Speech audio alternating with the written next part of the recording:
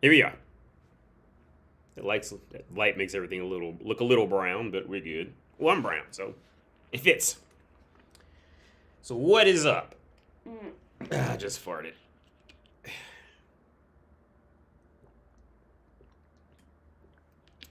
Yo, what's up, Elijah? Thanks for tuning in, Mo. What's up? Always look forward to a live stream with you. Thanks a lot, Mo. Appreciate it, man. Be smooth. What's up? What's up, Be smooth? Elijah, can you react to the videos I sent you? Yo, today I'm not gonna be on long because I'm fucking exhausted. But today I want to touch on. I stumbled onto this one guy's videos on YouTube, and he has a crazy fucking story, dude. But even with his craziness, not his craziness, but with his life situation, he ended up, digging himself out of that shit and fixing it. You know what I mean? Like, and I really wanted to, is this 2 videos of his. I stumbled on his channel. It is a deep, it's a relatively deep situation. And at 47 years of age, this dude turned it around with a legit criminal record, which we gonna dive into that shit. And yeah, it's like I stumbled on this dude's channel, and it was like, it was. I mean, it was. I thought it was interesting. Like I wouldn't mind doing a live stream with him to talk to him. Like there's some stuff that'd be, some stuff that he'll talk about in his past that was, what do you call it? Well, some people probably just want to kill him for it and all type of shit like that. But overall, I mean, I think, okay, overall, one, I think he's the guy that has a hell of a fucking story to tell. One, very well spoken dude, a lot of shit going on in his life. And 2, the reason why I want to touch on this is to give people is to look at him and say, damn, he did that and he turned it around. To give other people hope. And at the end of one of his videos, he even says the same thing I say, like stop sitting down thinking about it, stop sitting down dreaming about it, and just get the fuck up. And if you just make 1 millimeter a move, if you just do 1 millimeter worth of work, that's 1 millimeter more than you had, before you did it. So and that's the only way you could look at life, man. Cause life will fuck you up. For one reason or another, whether you deserved it or not. Life don't care if you deserved it. All right? That's the big misconception, is that life actually cares about you deserving it or not. Whatever you get. Life don't care nothing about that. So I really want to go over two of this guy's videos to show a whole another side of life, and he was able to fix it. AD peaked at high school tight fit. Oh, a friend of mine, he's actually going back to South Africa. I just talked to him. He's from South Africa. And I just asked him a question. Word. So so he says it's funny. So he just wrote me because he called me and I called him right back probably about 20 minutes before I turned this on. And I told him, like, yo, because he's from South Africa. I said, yo, man, I just watched this. I asked him, like, is this true?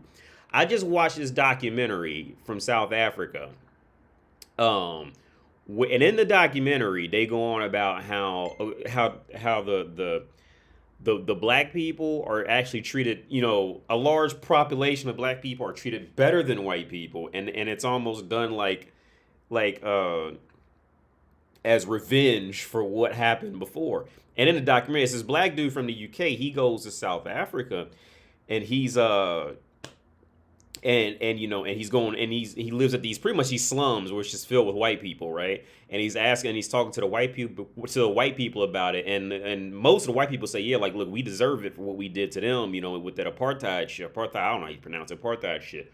And like I was like, yo, that's fucked up, like that's crazy, And it was like little scenarios, like where he'd be hanging out with the white people in the slums, and the white people go, oh, it's the rich people coming to play their music. They play music at the park, like down the street. And so the black guy went with the white, South Africans, and he seen it was actually black people playing music. And he said, wow, like that's crazy, because like in my mind, coming from the UK or coming from America, you say rich people, you automatically think white people. You don't think black people, right? So in that area, He was I got another friend texting me. Well, I met him one. He's a friend of the guy I knew was in Germany. He's writing me right now because another side note, I was thinking about going to work in Germany. So just do something part time, and just to change scenery a bit and just do shit. So he's saying, he just went back to America on the 18th. He got a job offer and starts Monday, so I wanted to come settle in before he started. Okay, I didn't know he was going back to America. I had no idea he was going. But anyway, so with the friend in South Africa, yeah, he said no, it's just total. He says it's total bullshit. The documentary was total bullshit. So I mean, he's from there. I'd never been, so I gotta take his word for it. So, I'm not saying he's the all-knowing God of the situation, but he's got a little more credentials than I got on the situation. But yeah, let me open this window because it's about to storm. It should be storming. Well, it should be storming now. I don't know why it's not storming now. Because it just got real windy. It just got real windy, so I had to go out and bring some of the plants in because some of the plants they can't take that that wind like that. Cause that's how I lost. Did I lose? I lost a few plants to the wind about a month or two ago because it'll just or like some of the pots will fall over or just snaps it or something like that. But yeah, today though is gonna be more of a focus on being able to turn your life back around, no matter what the fuck happened. There's always some limits. Don't get me wrong. There's always gonna be. Let me check my live stream, make sure the audio sounds right. Or just snaps it or something. Okay, yeah. There's always gonna be some limit. So there's something. Some people out there stuck in a hell of a life situation for whatever reason. So I'm not trying to say absolutely everybody can do it, but anyway, let me read off a few of these comments and then I'm just gonna jump to the video. Bro, this is how correct and insightful AD is. Diamond from Crime Mob lost her virginity at 12 and she's in her 30s and has 2,000 words. Hey, you know what's crazy? DJ Damage. Okay, that's DJ Damage. Okay, you know what's crazy? DJ Damage is with all this sexual liberty. Fucking 20 years ago, no woman would very few women would have admitted to losing their virginity when they were 12. All right. If I had walked around and said that shit, 20 years ago, if I had walked around and said women were losing their virginity at 12, I would automatically be a fucking pedophile. Like automatically, like that would automatically put me in that boat of pedophilia. If I had just walked around and just said that, right? But see, with this woman's liberation now, I don't gotta say a lot. Just let the dumb bitches just keep talking. just let them think they smart and intelligent, and let them just keep talking. You know what I mean? Like, again, if I had now with who's that? Diamond from Cry. Okay, like I said, if okay. 20 years ago, if I had said that them bitches like Diamond from Crime Mob had lost, they getting offers of dick at 12 and 13. If I had just walked around and said that, I would have been an immediate pedophile because I must have fucked the 12-year-old girl. So that's how I know and all that shit. You know what I'm saying? I said, let that women's liberation, let it just keep going. Let the bitches keep talking. Let them keep talking, and they gonna tell on them. That's what I'm the ad for my advertisement. Watch them tell on themselves. Just let them keep going. Just let them talk. And like I said, it started with Alexis, Texas. You will go from lust to disgust. The longer she keeps her mouth open and she ain't either putting food or a dick in it, it gets worse and worse and worse. Just let them keep. If you just let them go, just let them keep going. Just talk. Just let them keep talking. Right? Every time, more times than not, you're gonna, once she can't come up with some, if she's good, she'll have some jokes. But if you just let her keep going, she can't keep that jokes and witty comebacks and witty jokes for long to try, and she's gonna have to actually start talking. And like Alexis, Texas, the further it goes, the worse it gets. What's up, Jobby? Yeah, it's frustrating when evil people are living it up and you're trying to do the right thing in life and get screwed for it. Word up. I don't know. Well, wait, shit. I don't know if you have time after you're playing videos, but if you can, finish the video from last Thursday at 15 minutes left. I resent it. Oh, word, man. Shit. I don't know, man. Because honestly, to be real about it, I'm just not in the mood to deal with bitches right now. Like, and like, I'm just not in the mood to just even like look at and have to talk to or talk, or risk having some type of interaction at a later date with just looking at some bitch's video and talking shit, and I got to hear something back from her next week. I'm just not in the mood to deal with that shit right now. What's up, CGI Life? Do you smoke cannabis? Yeah. Well, not a lot though. Not a lot. Actually, a friend, because I always get it for free, man. That's the weird part. Like, I always get it for free. I'd never, pay. I never pay. I've never bought weed. I never bought it. Actually, I gave one friend of mine like half of what I got. I'm still kind of salty about that because he ain't never he just keeps asking for more type shit. So at that point now, I'm like, okay, I'm not giving you any more. You know what I'm saying? I was being nice and just gave him like half, because I get it for free. It ain't like I paid anything for it, right? But so I gave him about half of what I had, but then he just kept asking for more. Like every time he just asked for more. Just ask for it, right? And that's just annoying. Like I just don't like, if I feel like doing something nice and give you something that's cool, but don't come around like damn near on some like beggar shit and keep asking me for it. Like it's just no. It's just gross. But now where I like the friend of mine who I get it for free from, I buy him beer and give him shit, and he always got a room to stay whenever he wants to come stay. Cause he'll buy a big ass bag. It's either him or this girl I know. This girl I know, she lives way outside of Prague and lives up in the mountains. So they just grow the weed in their backyard, and ain't nobody ever gonna come check on them. So when she comes, she just gives me some for free, and then and just bounce. You know what I'm saying? And hang out with her for a bit and leave. And then with a friend of mine, he drives through Prague. He'll buy a big bag of it and just give me every time he comes, he'll give me one like a bit like that big, just like a ball, like a little ball of it or whatever the fuck, and maybe like a few other parts. And then I don't smoke a lot, so it'll just add up over time, just sit out with it. But yeah, I do smoke. I don't smoke a lot though. Like I wouldn't call myself a smoker. I'm just like a casual. Like it'll help me sleep. That actually I smoked a couple days ago. I smoked some weed, and it'll just put me to like. It helps me. It definitely helps to relax me, to put me to sleep. The problem was when I was smoking it like on a more regular basis, I was just sleeping like all day and all night, and then I was just like a bit too relaxed. So like at that point, like I can't smoke weed and then do this. I can't. Personally, I can't do the mental juggle of like touching on a topic, then hitting it back later while I'm going on to another one, and like weaving that into something. I can't do it when I'm smoking. I can do it when I'm drinking, but I can't smoke and do it. Especially when the weed starts to hit. When it after about 10, 15 minutes and that high starts to really set in, it just like my brain just slows down too much and starts losing shit on top of that. What's up, CGI? What's up, NRG? Yeah, I'm good. I hope you're doing good, man. Leo. What's up, Jen? AAD. Leo said, AD, this is a little personal, but my moms and pops argue all the time, and it gets ugly. And now my pop said he's getting tired of her lack of respect. How does he get it back?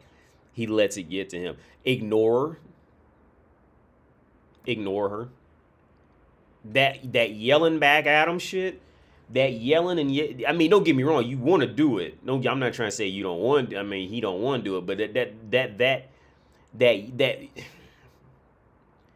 that's like whenever y'all end up too equal on a playing field like that, when it comes to emotions and shit, especially when it comes to like some frustrating shit or to be scared or to be panicking.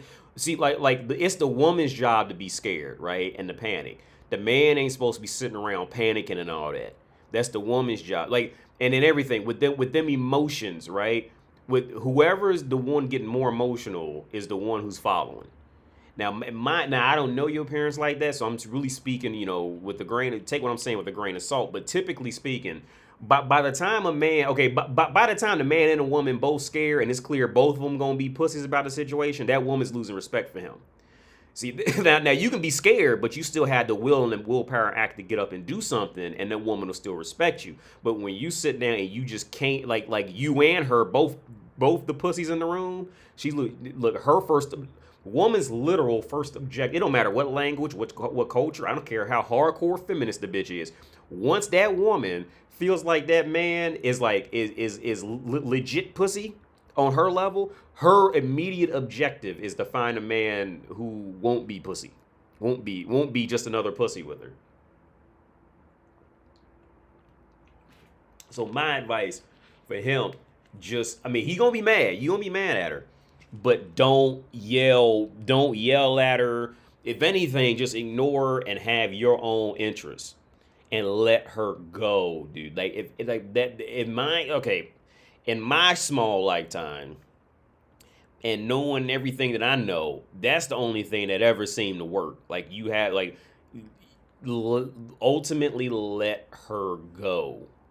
Don't, by the time you start that yelling at her and yelling, or I'll say yelling at her, okay, in the reality, yelling at her could be viewed as abusive, but yelling at her or like yelling back at her, those are two big different. Like yelling at her, depending on how you do it, couldn't be, as far as keep holding on to her respect for you, isn't too bad. But if you're yelling back at her, now y'all bickering kids. You know what I mean? Like, and no.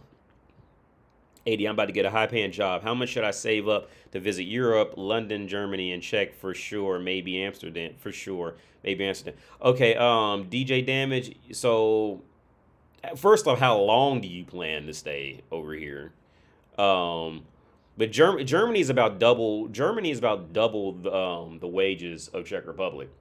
And which, in my opinion, I've been having this conversation for the last 2 weeks, man. And a lot of that is because it's just a fucking brutal reality. Because the culture, the Czechs do half the quality of work.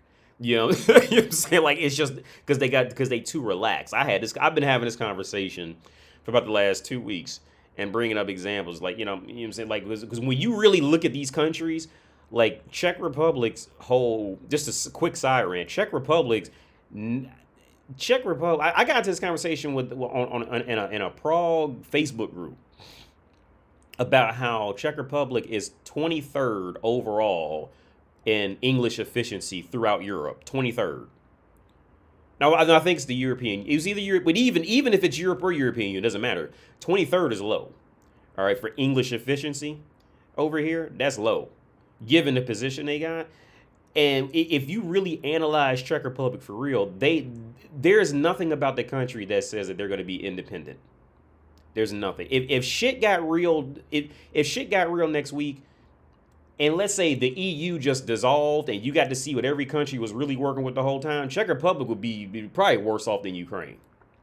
So in my opinion, this is just a quick side rant. The European Union is just essentially, now all it is just a payoff. It's just the immigration payoff, pretty much. Because if they didn't just give these motherfuckers money, they'd have a far worse immigration problem in Germany. Because all these Czechs be trying to line up to get over there now. So it's to keep away from that. The European Union is just like, here, just take this money, get you some beer, shut the fuck up, and go fuck some hookers and just be quiet and stay out of our country. Right? That's a quick siren. But anyway, back to your question. If you want to come to Czech Republic or Poland, the average wages are right around about the same, I think. About 12. Well, counting the capital cities, you're gonna want to go to the capital city if you come to visit.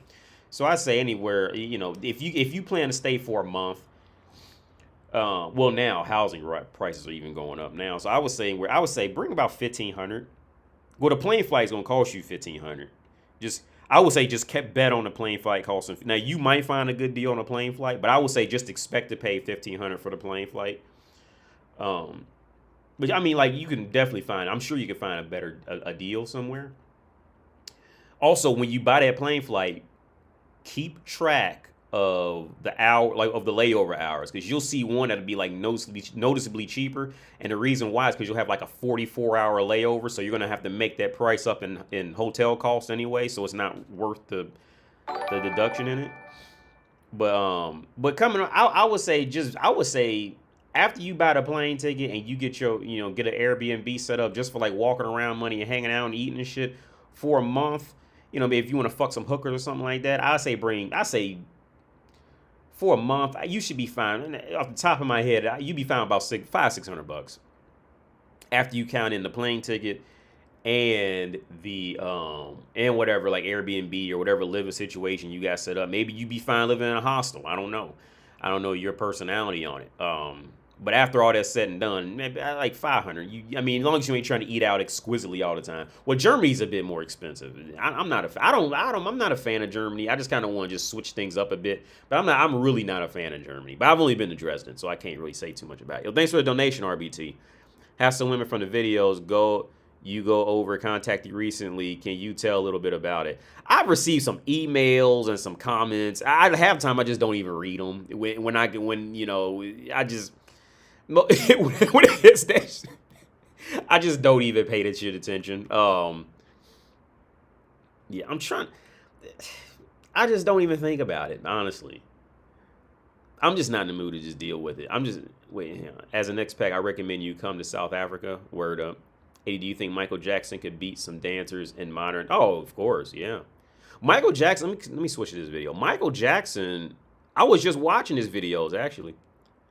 I was just watching his videos. Actually, it's crazy you brought up Michael Jackson. Of course, when he really let loose, like by the time you seen him performing and shit like that, he was really going. He was really on like. But yeah, today though, it's gonna be more watching him. I was just watching his videos. He was really going on about a 4 on any performance. You know what I mean? And then I say in a music video, he cleaned it up a little bit. Probably went up to about a 5, 5.5. But when you fucked around and seen his real dance moves, that motherfucker was just. I'm not going to say he was the best dancer on earth, but I say he was definitely far better than that signature bow and all that shit like that. That was just his iconic shit. You know what I mean? But no. Oh, yeah, of course. Yeah, even now. Michael Jackson would demolish a shit. Well, because nowadays people pretty much learn what he did and perfected that. Because this guy's doing moonwalk on concrete for like miles and shit, and it looks so smooth type of thing. They just, took what he did and, perfected it. But even with that, Michael Jackson, there was this one clip, and I can never find it on purpose. I always find it on accident, where Michael Jackson does the robot for real, right?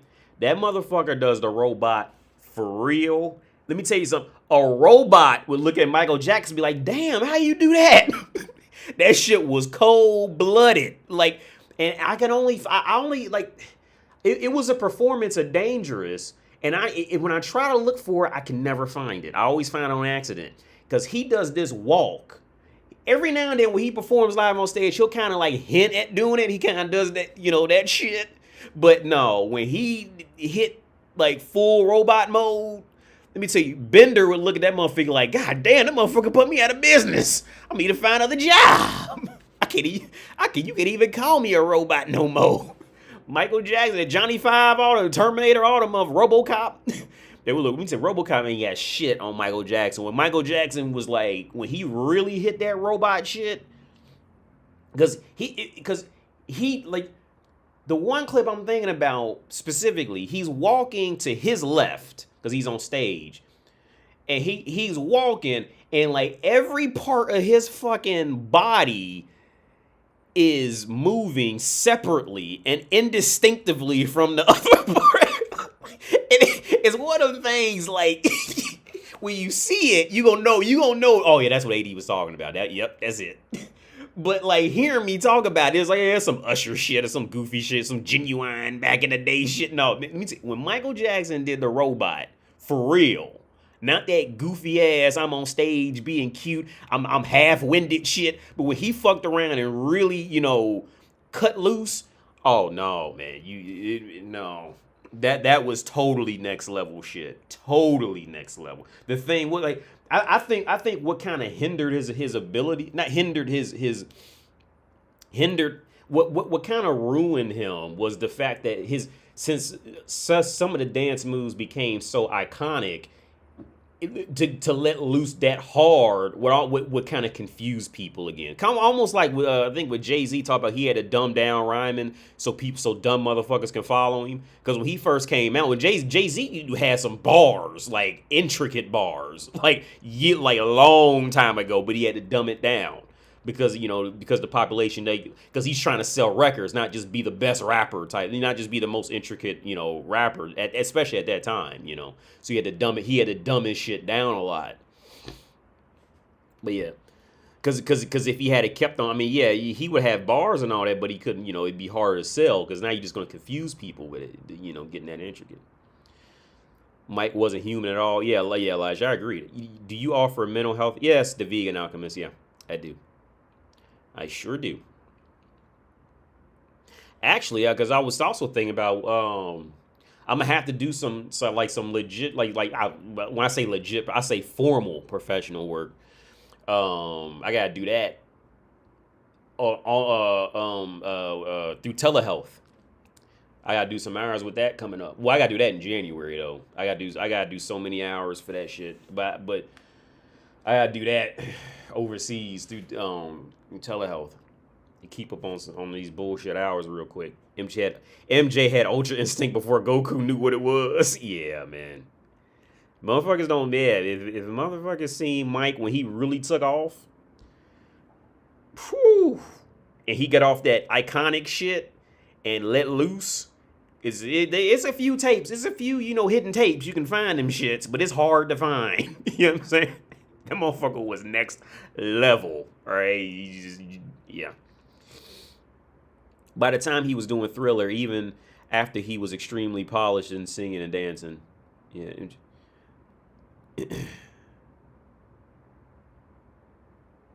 AD, you still code switch? I don't know exactly what you mean by that. I'm maybe because I'm just fucking exhausted. But anyway, here we go. We're gonna start this video with this guy. So this guy, well, I'm just gonna let him go ahead and just tell it. Believe it or not, this is what passes for broad daylight in Germany in mid-October. Yeah. I'd really like to share my story, but I have to tell you that it is easily one of the most unusual you're ever going to hear. I say that with no pride whatsoever. Unfortunately, my coming out story involves, yeah. Unfortunately, my story involves being expelled from a Christian school. It involves a good bit of time in prison. It involves a good bit of time in an isolation cell in prison, and I mean a good bit of time.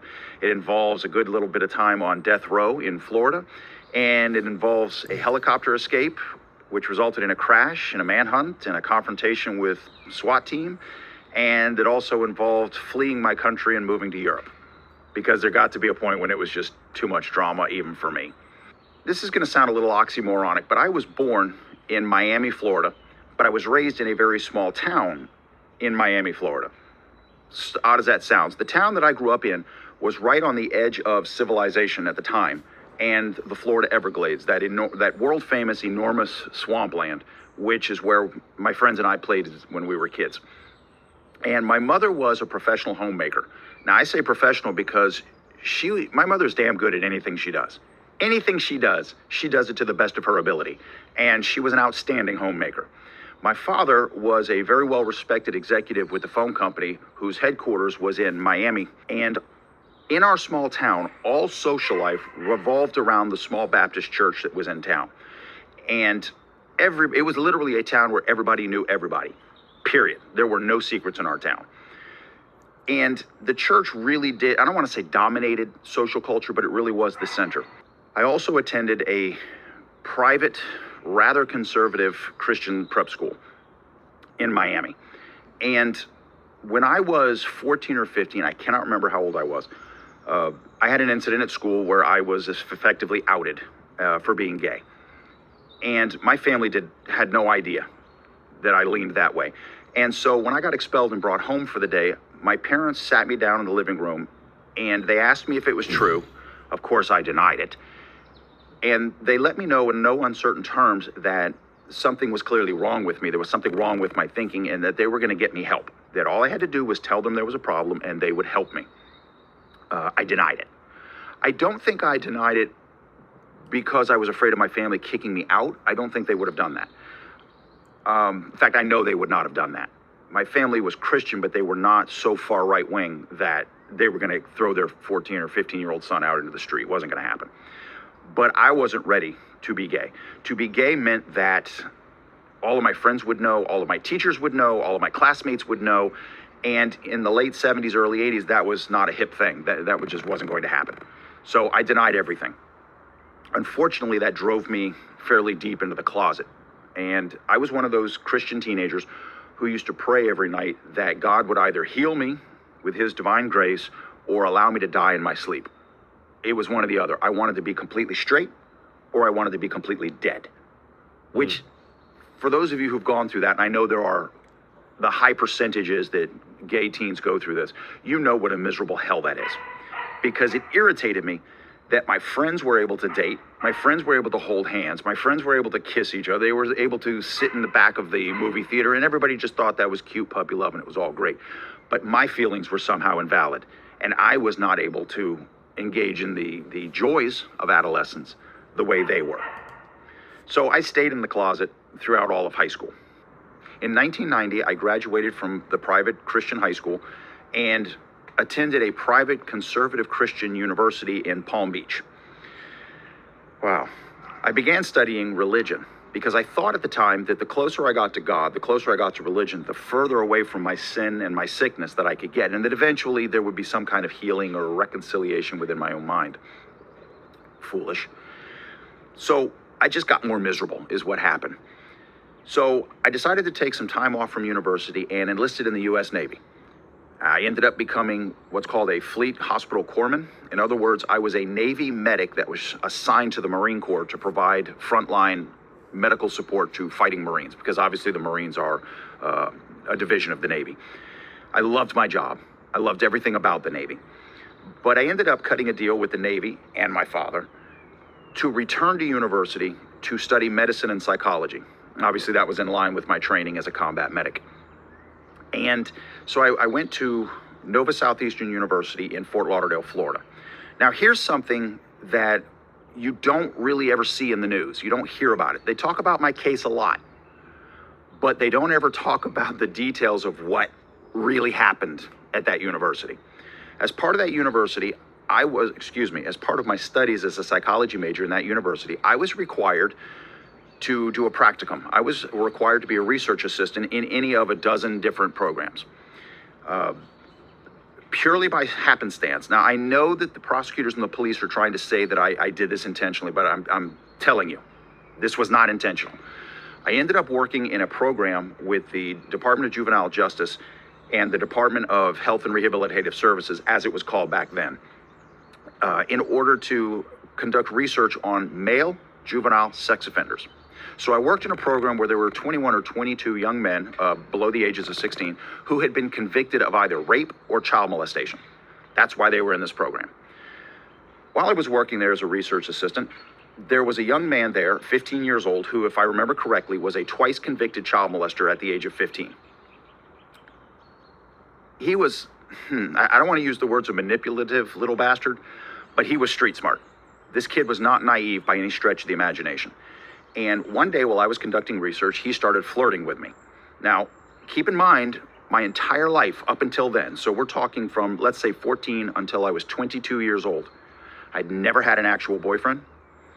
I'd never developed the skills necessary to deal with flirting. I didn't know how to respond to flirting. Very foolishly, I gave in to his flirting.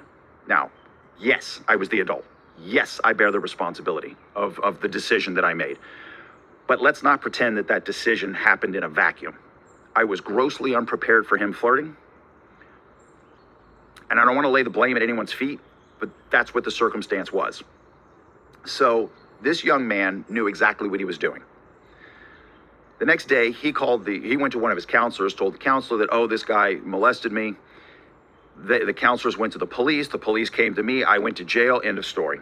I'll do a whole video on just how easy it is to be arrested and convicted in the state of Florida on nothing but an accusation. That's the actual law in Florida. but I'll do that another day. For now, let it suffice to say that my rear end was in jail and I was headed to prison. I went to prison as a convicted sex offender. Can you imagine how much fun that was? But also keep in mind that I was a 22-year-old that had been fully trained by the Navy and the Marine Corps to defend myself. And I didn't go to prison to be anyone's victim. I didn't go to prison to be anyone's bitch. So it's not so much that you go to that a person goes to prison with a sex offense. It's how do they carry themselves while they're there? Because just like in the free world, bullies are looking for easy targets. They don't want trouble. You fuck with me, you're gonna know that you fucked with me. You may beat me. You may beat my ass, but you're gonna know that you had to earn it. Yes, no bully's looking for that kind of adventure. So for the most part, I was completely left alone. Even the guards mostly left me alone. That having been said, I went to prison and did my 5 years. Well, I was sentenced to 8 years in prison, but because of good behavior, I only had to do 5. But let me tell you that this whole time, the whole 5 years that I was in prison, my best friend from high school, his name was Cliff, came to visit me every other weekend. He was a massive, major emotional support for me. It was while I was in prison and he was visiting me one weekend that I sat across the table from him and I had to explain to him that I was in love with him. I had been in love with him for years. Let me say that I have always been gay. I'm straight gay. I'm not bisexual, I'm not trisexual, I'm not transsexual, nothing. I'm simply gay. I simply like other guys. Cliff is simply straight.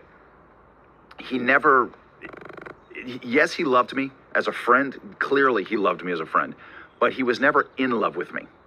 Now, that's something that the newspapers later distorted badly. They tried to make it sound like we were lovers and that I had been molesting him since he was 12. None of that's true. None of that's true. Yeah, we messed around a little bit in high school, but it wasn't anything like what the news was trying to say. And I want to be clear, Cliff was straight. He told me it was, he was fine with me being in love with him, but that he didn't feel that way and that our friendship would just have to stay that way. I didn't like it, but I was okay with it because any part of Cliff was better than no part. That's how deeply in love with him I was. Now, my last year of prison, the state of Florida came out with a new program called the Jimmy Rice Act, where the state of Florida could hold certain sex offenders in prison beyond the end of their prison sentence if state psychologists deemed that they were too dangerous to be released. Now, let's think about it. This program of who determines who gets to be released was run by the Department of Children and Family Services. That used to be called the Department of Health and Rehabilitative Services, that used to run the program where I committed the crime. So the department of the state that ultimately was offended by what I did 5 years earlier was now in a position to determine if I was too dangerous to be released. How do you think they were going to vote? So at the end of my prison sentence, it was determined I was too dangerous to be released. So they transferred me at the end of my sentence to a private prison, a civil prison. Now, in the news, they try to make it sound like this is a treatment center. They're here to treat people. They're here to help people. Bullshit. Let's call it what it was. It was a civil prison. It was a former Department of Corrections facility. It was operated by Departments of Corrections staff. We were fed by the Department of Corrections. We were clothed by the Department of Corrections. The doctor was from the Department of Corrections. All the treatment staff were originally employed by the Department of Corrections. When we went to court and came back, we were in handcuffs, shackles, and waist chains and transported by who? The Department of Corrections. So let's cut the crap. This was not a treatment center. Now, when I got the reports from the doctors who deemed I was too dangerous to be released, and I read what they had written, they had lied so badly that I believed that I was going to be the victim of a conspiracy. I believed that when this went to court, that nobody was going to listen to my side of the story, because whoever listens to a child molester? Nobody. Nobody wants to hear it. And so I did the dumbest possible thing I could possibly do. I talked my best friend, Cliff, into helping me escape. Cliff went and got helicopter lessons. Flying lessons, and eventually stole a helicopter and flew that helicopter into this armed, secure, maximum security mental health prison and landed that helicopter on the rec yard. I hopped an internal fence. His homie went out and got a fucking helicopter. He said, I'm gonna be right back. and went out and landed and then landed the helicopter in a correction facility and waited for him to come out, and he escaped in a fucking helicopter, bro. That is some Bin Laden level shit. Bin Laden have a hard time talking motherfuckers into doing that. And his homie did that shit for him, you know what I mean? Like, he's like, hey, I'm gonna tell you how I stumbled on this story. Polska, I get Polish, Polska, about how I stumbled on this, because every now and then I get emails from Quora. And in this one email, it asks like if you're a sex offender, if you're a sex offender or something like that, like where would you feel comfortable? Like where could you live? And so I just started like reading through it, and then somebody mentioned his YouTube channel, and so I went to his YouTube channel and then watched a few videos. Like, we're like, that's, you know, he's a well-spoken dude, you know what I'm saying? But they were talking about, you know, the sex registry, like how, you know, some people, they get on the sex registry for fucking, you know, peeing outside or streaking or, you know, some anything, man. It's some of the most wild. So that's how I stumbled on this channel. Was through it, because it was on Quora. Somebody mentioned his YouTube channel in one of the like links. I just got real interested and started reading about it. But no, this dude's story's wild, man. That motherfucker, his homie went and got a helicopter and flew and yo, where do you even get a helicopter? You know what I'm saying? The motherfuckers ain't at the corner. The motherfuckers ain't at Sunoco. You know what I'm saying? How did you even have a helicopter with gasoline in it? With where do you even get a helicopter and you know it has a certain amount of gasoline in it to even make it to a prison and then get out? Where you gonna land that motherfucker? You know what I'm saying? It ain't like you can change the paint. This ain't Grand Theft Auto. You can't change the paint job on a helicopter real quick. It's the same color wherever you gonna land. That motherfucker's gonna be on the lookout for a brown helicopter with a motherfucker with two grown ass men hopping out of it like they look like they up to no good. How you even gonna get away with that? You know what I mean? That's some Bin Laden suicide shit. That is Bin Laden level shit. That's terrorist level act. This motherfucker wild. Yo, like, how the fuck, you know what I'm saying? And he ain't like he a celebrity or no shit like that. He just a regular old dude, you know what I mean? Like, I can see if he was like, you know what I'm saying? Like, if he was like a somebody, he a regular dude. You know what I'm saying? Like, this has been Laden level shit, dude. Like, this motherfucker is a regular dude and had a homie go get a helicopter. And think about that shit. Like, the whole time his homie got in that helicopter, he was like, yeah, this is a good idea. I'm gonna do. That's Bin Laden level shit. This motherfucker he woke up that morning and said, okay, yeah, at about 8:40, I'm gonna go to the helicopter store and go get me a helicopter. And yeah, and I better eat because I don't want to be hungry when I be up in the air. And all, you know, think about all the steps he had to do. That's wild. And the whole time he just like, yep. Here you go break a motherfucker out of prison. Get this, start this helicopter. Well, just have gas. Yeah, I think you got enough gas to make it. Okay. This is a good idea. I'm gonna go do this. I'm like, it's a steering wheel and shit in the helicopter. This is a good idea. And this motherfucker flew there the whole time. Like, this is a good idea. I'm gonna do this shit. That is a Bin Laden level shit, man. Like, fuck, in prison, that motherfucker, they need to hire his ass at the CIA. If he can talk somebody into flying a helicopter in prison, don't like that motherfucker. That motherfucker deserves a job for the government. If you talking motherfucking doing that, shoot, I can't do that.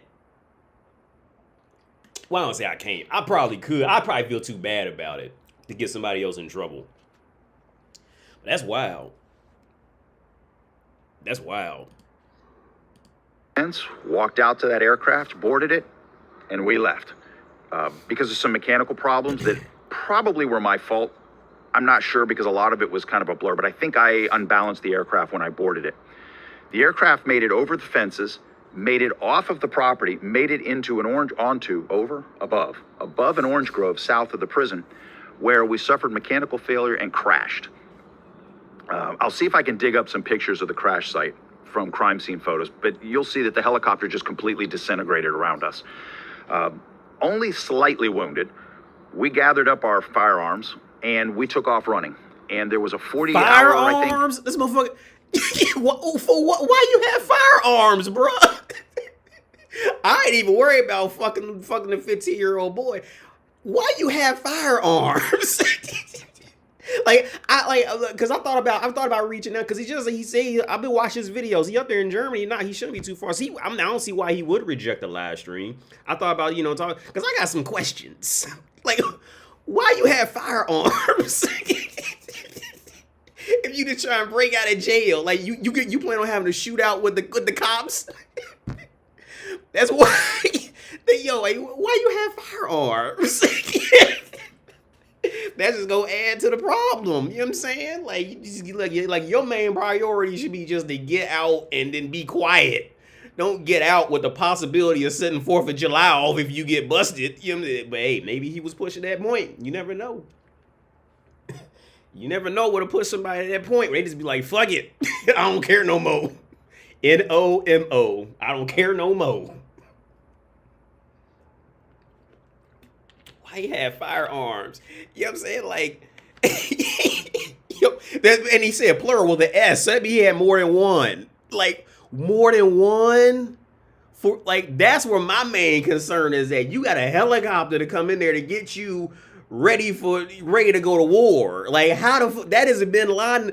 Okay, 15-year-old boy. Look, that shit. Like I said, if Americans knew the age of consent, motherfucker, it was. I think it's even right now. The age of consent is 14 in Italy right now. But the Americans don't know that, so that's why To Catch a Predator is a fucking hit. You know what I'm saying? Like, and you go to Italy, you ain't gonna be able to go to no police with that. You know what I'm saying? That ain't even news in Italy. I'm not saying everybody's fucking 14-year-old bitches, but you know what I'm saying? You get the gist of it. This motherfucker got a helicopter fully loaded with more than one firearm. Son, for real? That's what I'm scared of. Hey. Yo, if he could do that motherfucker, that's wild. That's wild. He had a PS2 controller and Maverick cheat codes. Oh, speaking of Maverick, I watched Top Gun. That movie was fucking amazing. I was genuinely, me and my girl, we laid in bed right there and watched it. Well, Kratos, he was asleep. No, she was holding him at first, and she got him, put him in the bed. We sat there and watched the whole movie with the AirPods in. And Maverick was fucking great. And because I never watched the first Top Gun. I tried to watch it after I watched the second one, and it's still just too slow. I just don't get it. You got to be a certain, mentality to get that. Because I remember I had a teacher in middle school who loved Top Gun. Every time we went to class, let me tell you something. Every time we went to class, the beginning of the class, he played that "Fall into a danger zone," and he played that shit for the first 15 minutes every day in class. It was one of them, because the class was, we made roller coasters on this computer program. We had to simulate the roller coaster and all that. So it was pretty much like, like lightweight coding and not I want to say coding, but what's what word I'm looking for? Lightweight programming in disguise. That's really what it was. And he loved Top Gun. He was a little nerdy dude, but he was cool. But he was a real nerdy, dorky kind of dude. I still can't watch the first Top Gun, but Top Maverick, that shit was hot. I mean, there was about a 20-minute period where they kind of do this, and this is something with American movies that I fucking hate. It was what was it with the movie Gemini? Like Will Smith did, and it's because I had a joke with my girl. Like after we watched the movie, I just kept saying, "Watch your six," because like you ever notice in spy movies like that? Like you remember how they talked in Gemini, and they did it for a little bit in Maverick, right? Where they kind of talk like this, and he's a 40-4 operative spy, and I don't know what to do. Tell me what to do, Lieutenant. And it's that weird like tone of talking. I fucking hate that shit. They did that for about a 15-20 minute period where I was like, oh, okay, I'm getting ready to turn this shit off. It was when they was in a bar and they was talking, and I think pretty much when you first kind of met the whole group type of shit, and they started to talk. Like, I hate that shit, dude. I fucking hate when they do that. Like, well, let's see your skills. Let's put them to the test. I can't even do it because it's so fucking terrible. Like you have to be great at acting to even do that shit, to act that bad, like type of thing, right? And they all started doing that shit. Like, but when it got to them plane flight, anytime they was in a plane, that shit was hot. And I love the movie so much. I've been watching the behind the scenes ever since on YouTube and anything Tom Cruise and done, because I've been a fan of Tom Cruise for a while though. Because one of my favorite movies is actually Vanilla Sky. It has nothing to do with action, but yeah, man, because I'm a fan of him. Because that dude just, from me, he just drives and flies anything. Like, that motherfucker don't care. Yo, could you imagine if this dude's friend was Tom Cruise? Yo, Tom Cruise just being himself. That motherfucker could damn near run his own military just being himself and shit. Like, he don't even need no damn rank or nothing like that. That motherfucker just being himself, just being a him type of dude. Like, could you imagine if this dude's friend was Tom Cruise to fly? Oh, they would have made it out that motherfucker. The helicopter wouldn't have crashed, all right? Could you imagine if his friend was Tom Cruise? Bin Laden be like, damn, you got a motherfucker. You got Tom Cruise on your side? I just got Maliki Bob on my side. Some random motherfucker that just dumb as hell. You got Tom Cruise? Shh. Could you imagine if he had Tom Cruise as a friend? Ooh, I'm glad. Let's put it like this. I'm glad he doesn't. All right, because ain't no telling what this motherfucker might talk Tom Cruise into doing. He got a regular dude to go get a helicopter and fly it in. Could you imagine? Tom Cruise would have went in there in a fucking motorcycle and a fucking popsicle stick and broke his ass out and fucked around and killed 3 or 4 people. Get the fuck. Not even a good motorcycle. Some old, 150cc shit and fucked around and drove that motherfucker on the wall. I was like, shit. I tried to search it, couldn't get it. Sorry. I'm scared. I watched Top Gun 2004. I forgot all about it. Have you heard about Quentin Tarantino's gay subplot theory about Top Gun? It's pretty funny. No, I have no idea. What I did gather is, though, Tom Cruise's character in that movie, he was never married, no kids. So I guess they can, kind of spin a theory out of that. I wouldn't be surprised. But the latest the Top Gun movie, that shit was fucking amazing. That shit was great.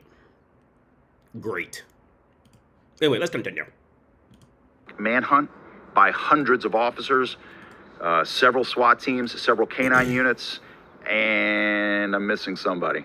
Whole bunch of ground vehicles. The next day, we were captured by SWAT teams in helicopter when we were trying to cross a river, and the helicopter came in over the river and caught us literally crossing the water. We surrendered. We were outgunned, and there was really at that point nowhere to go. We surrendered and were put in isolation cells at the local county jail, and I was prosecuted for armed escape. Well, yeah, you should have. Ultimately, I was convicted of the armed escape and sentenced to 20 more years in prison. Yeah! The Department of Corrections at that point believed that that is GTA in real life. That IRL GTA, motherfucker. You are getting locked. You going to jail for a long time, motherfucker. Not gonna. You lucky they let you out of prison. Some shit like that. You lucky they let you out. Some shit like that. You are lucky they let you out. But no, I wouldn't mind doing a live stream with him. Talk, because I got some questions. I don't give a fuck about him being gay. This motherfucker got a helicopter and with guns ready to come get him out. That's my questions.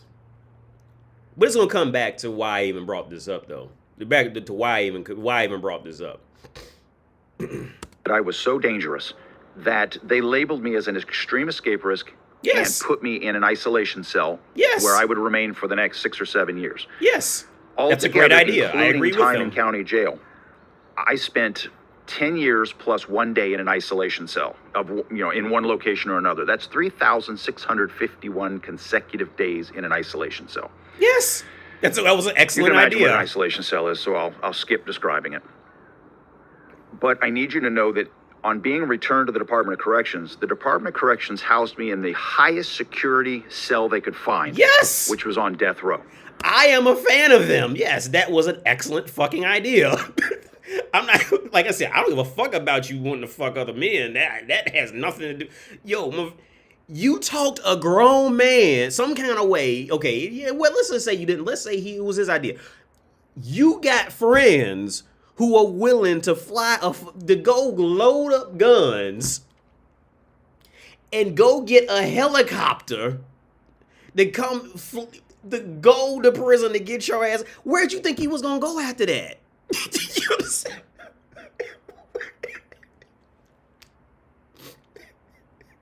They should have locked your ass up in solid isolation, either giving you a job or put you under the jail and forget about you somewhere.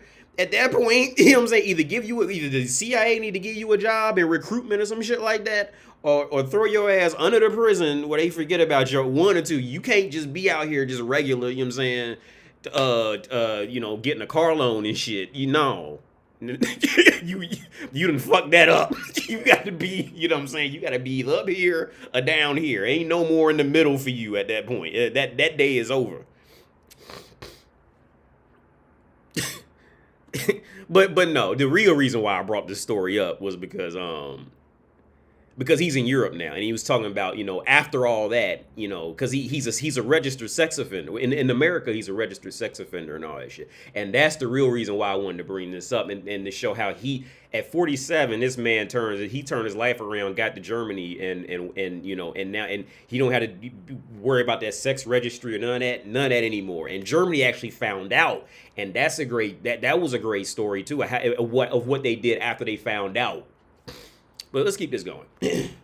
And so I ultimately served 1 year out of those 10 years in isolation on death row, directly above the death chamber. Yes, motherfucker, you got broken out with a helicopter with.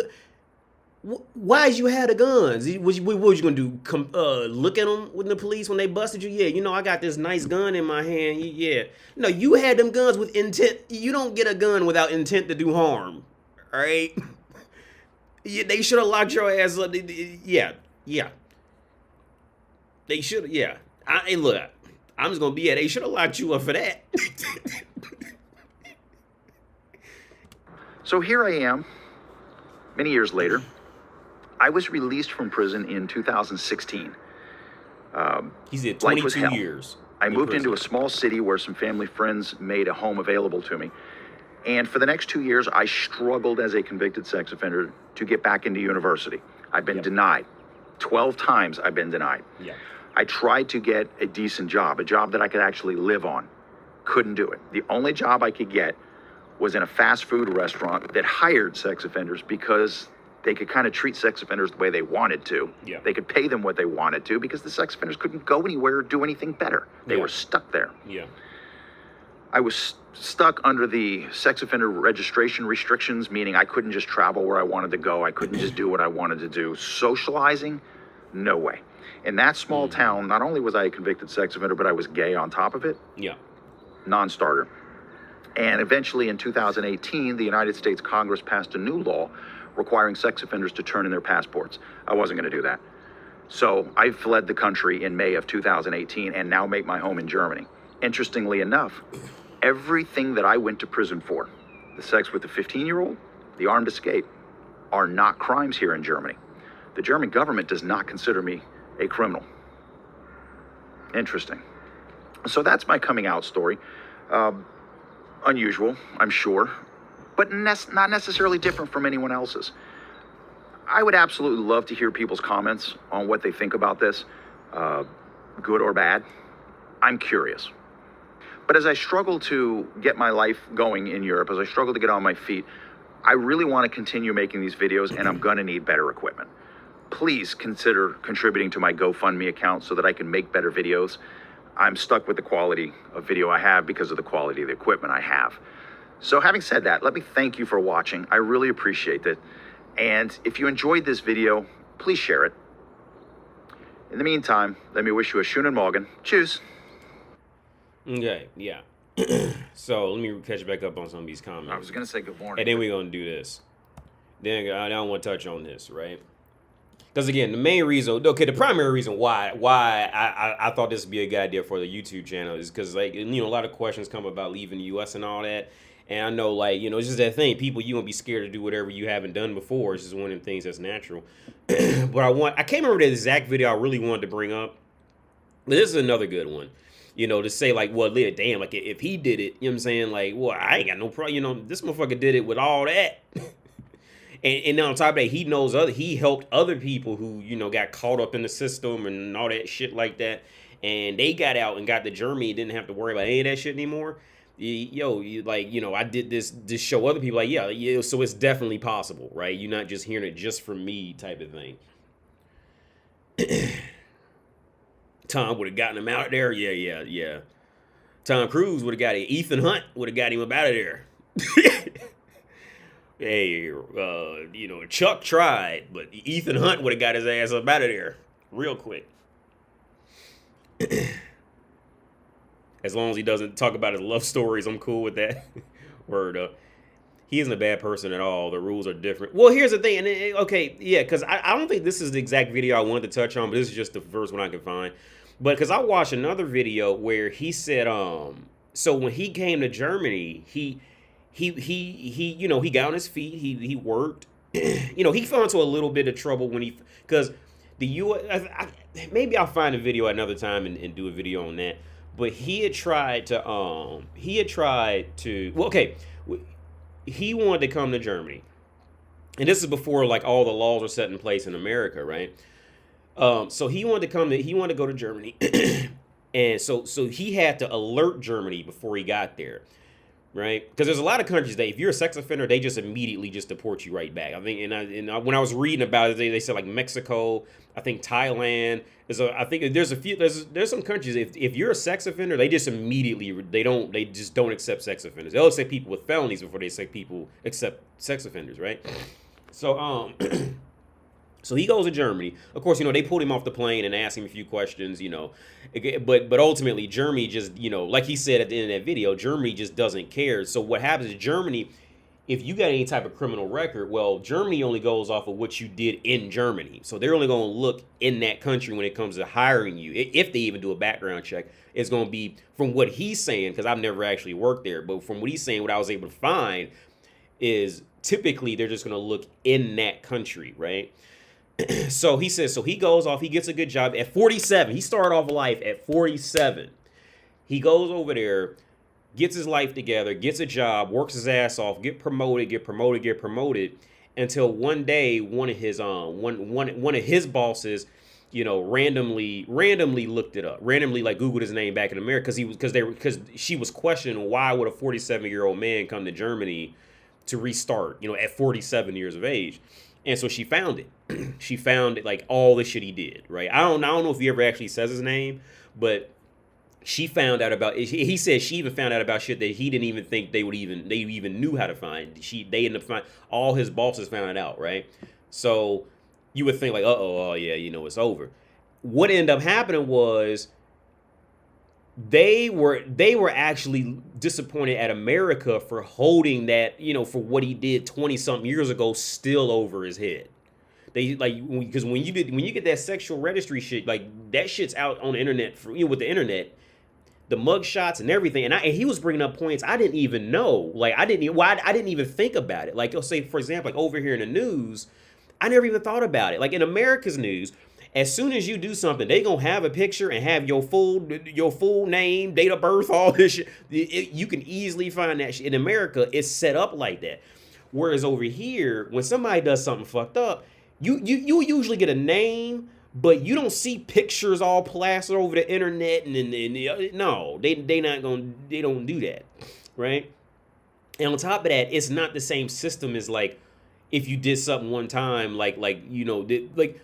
Okay, what he touches on is in Europe, it's more built on actual rehabilitation to get the person back up, back out, and moving and living in society again. Whereas in America, America's not made for that. Now, there are some people who fall through the cracks. There are some people who, like, for example, because my brother, him and some friends robbed a video store when he was like 18 or 19, something like that, maybe 20. They robbed a video store, and I think my brother, one of them, beat the guy with a baseball bat in the video store, and the guy almost died, right? So my brother ended up doing like, I can't remember if it was like 3 years or something like that, 4 or 5. I can't remember how long he did, but he was up there in DCI, in the Dayton Correctional Institute. And now my brother, he's kind of always worked like, you know, in pizza joints, shit like that. Whereas like the one of the friends he did it with, he got his shit up, got his shit together, and he's working white collar jobs and never looked back. Now there are, like I said, so where I was going with that is there are some people who make it through the cracks, who get up and, you know, and leave that life behind. But a lot of time America is not really, it's not made for you to truly become rehabilitated and go back and integrate into society again. America, it's a one and done. So I want to like, so when I seen this, I told my girl I want to show her this, so it maybe it can explain to her, like, it's that core American mentality. It's that trauma that America puts on you of everything's always tracked. Everybody's gonna remember everything you did. If you had a fuck up moment or whatever, like you're never, you know, released from it in America. No matter what you did, you're like, you essentially, you are your credit score in North America. They track, like they're gonna keep track of anything you've done in any city, county, state, whatever the fuck, and you can never, you know, America has this way of digging its nails into you and not letting, well, then leads you to believe that you can't let go of it. And again, that's another reason why I brought him up, to show you, you know, in his, relatively speaking, extreme case, he was able to get the fuck up, get out, and go build his life back up and have a normal life again, right? But yeah, over here in Europe, yeah, it's more so like with me and Kratos, like I still have freak out moments, dude. Like, what if I'm, you know, gonna fuck up and this and that and this and that, and she's just like super relaxed, right? Because it's the mentality. The mentality is made for the quality of life over here, whereas I've been traumatized by North America in that whole thing of like pretty much one and done type of shit. Like once you fuck something up, you'll never, or it's real hard to ever, you know, get away from that in America. Like in America, like, once you do something, it's like deeply attached to you forever. Like I said before, like, you know, in America, you are your credit score for the most part. Like, okay, for example, the guy who was living in my flat when I was living here, and he was paying me rent. He had a felony, right? Because he kind of fell into the same boat as my brother. He did something. He got in with, you know, something. He got into some shit when he was, you know, I think he was 17 when he did it. Thanks. I'm gonna read it off in a second, man. The guy who was living in my flat back in Ohio, he got into some shit when he was like 17. Got tried as an adult, and he got like a violent felony. And the neighborhood that I lived in, he would never be able to live in that neighborhood back in America because he had that felony on his record. And they're going to do it back. Once you get into like any type of nicer neighborhood in any kind of way in America, they're going to do that background check. And a felon in America is not allowed. They're not going to give you that place, period. So when I came to Europe, I let him go ahead and live in there under me. So he got to live there for me. Now, I got another story about another guy. This is real quick, and I'm gonna start this video. A friend of mine, I mentioned him a long time ago on my channel. I try not to say his name unless I've slipped up and said it on accident. But we went to Sinclair together, the community college together, and he was one of them dudes. He went to community college. He could barely do math when he went in there, and he left out there doing calculus-based physics. And he was one of them who started from, you know, fucking 5th grade level math, and he truly built himself up. But he had a felony from like when he was like 19. Like he was hooked on drugs. He had a heroin problem when he was younger, and he got hooked on drugs, and he like asked a woman at an ATM for some money or something like that, and he had a gun on him when he did it, and the woman went and got the police on him, and he ended up getting like some crazy fucking, you know, like some robbery. That's what it was. He got robbery for it. I don't know if he took. I don't know what it. I don't know. I never did get like the deeper specifics of it, but he ended up getting robbery on his record, right? But by the time I met him, this was, you know, easily 10 years after that. By the time I met him, and we were in school together. So what happened was, I always try to make a long story short, but I talk too fucking much. Long story short, what happened is he ended up finding a job, a good paying job, So, but he had, and they really liked him. They were really impressed by him, and it was a job based out of California, but it was in Ohio at the time, right? So he went and interviewed for a job. They loved him. They gave him a job offer, but he had to go through a temp service first. It was just their protocol at the time. Their protocol, the company's protocol was they had to go through a temp service first, and then they hire him on later. And even the temp service pay was more than he had ever made in his life, right? So he had to do a background check, and a background check. Now I might get it a little flipped because this was easily over. This has been 10 years ago since we talked about that. So excuse me if I get the state's laws a bit flipped, because I might flip it on accident.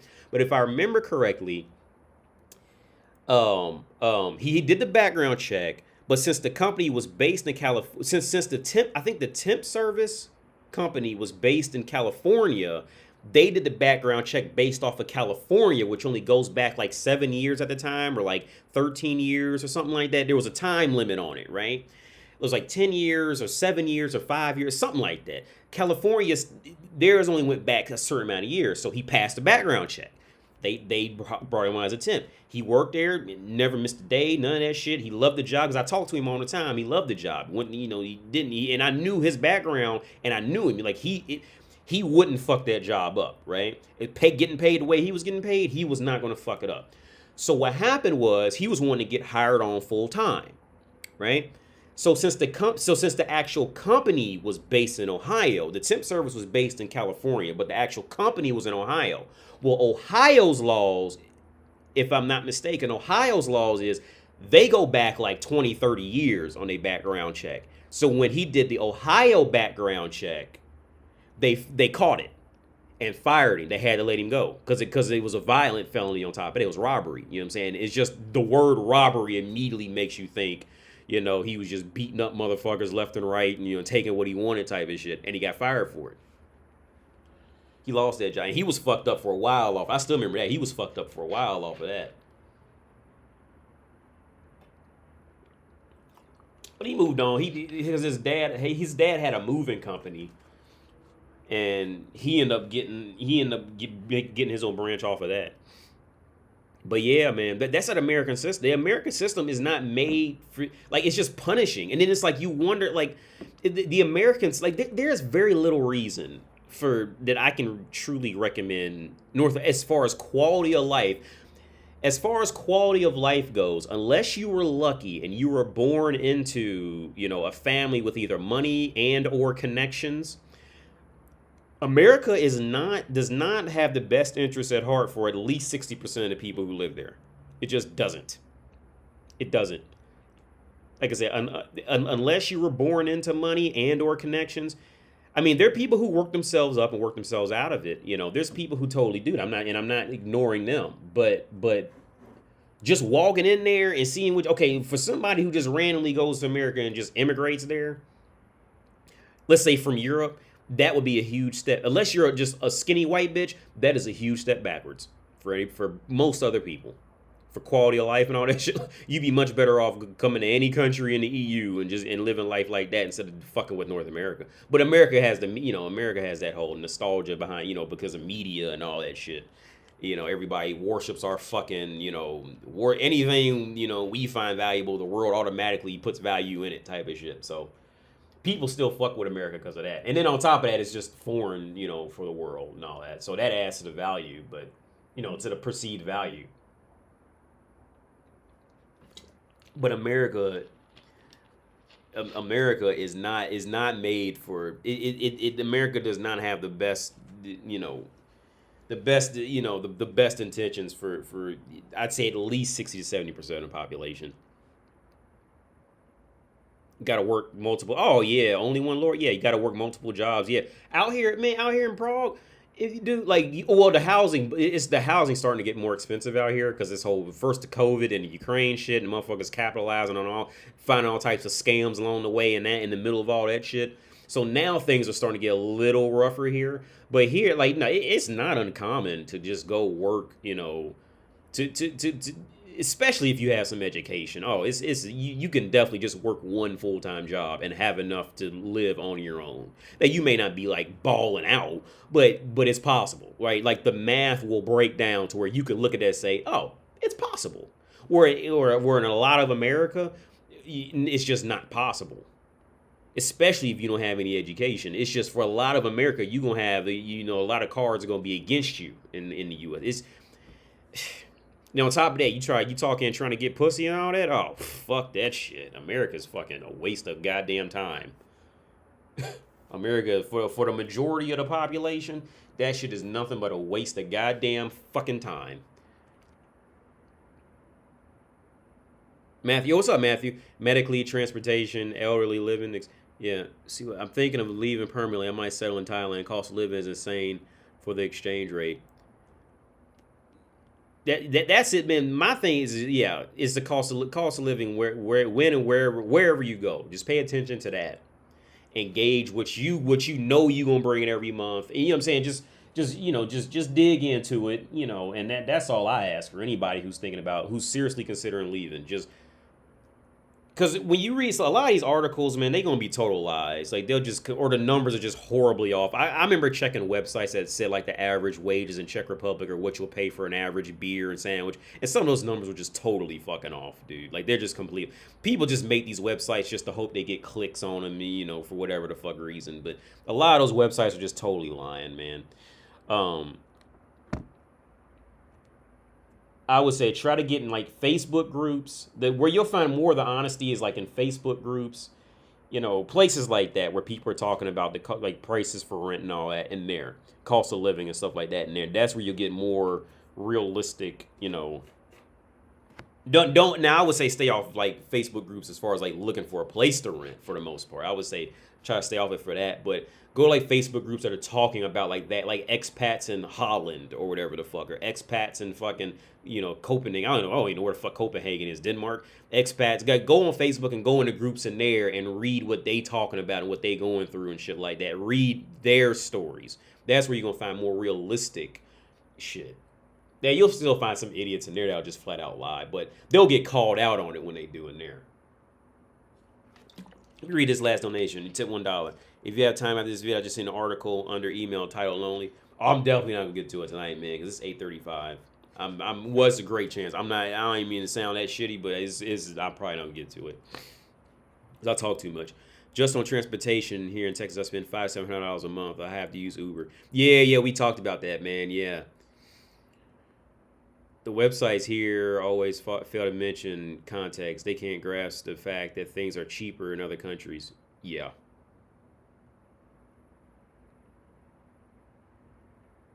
Yeah. So yeah, Matthew, if you feel I'm not gonna tell your business on YouTube, man. So if you feel comfortable, you can talk to him. Okay. Well, yeah, I see the comment. Yes, you just wrote it. Yeah, I'm not gonna put your business all out in the street like that. But yeah. But I see you answered him. So yeah, it's cool. I mean, well. As long as you're comfortable, that's all I've worried. That's all my carry is in this position of me being on YouTube and just doing all the talking. Like it could be easy for me to just like overrun a motherfucker or something like that. It's I don't know. It's a weird position for me to be in. But yeah. So I'm gonna continue with this video. I'm emailing because I got some. If he's even doing this anymore, or feels like fucking with me to do a live stream together or something. I got some questions about this whole helicopter situation. I was gonna say good morning, but who knows when they're watching this.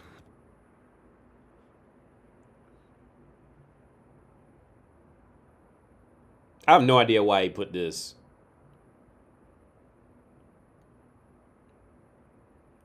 So, okay, it says the fact about RSOs entering, registered sex offenders entering Europe, not rumors. Okay, so let's hear what he has to say about this. How about welcome back to my channel?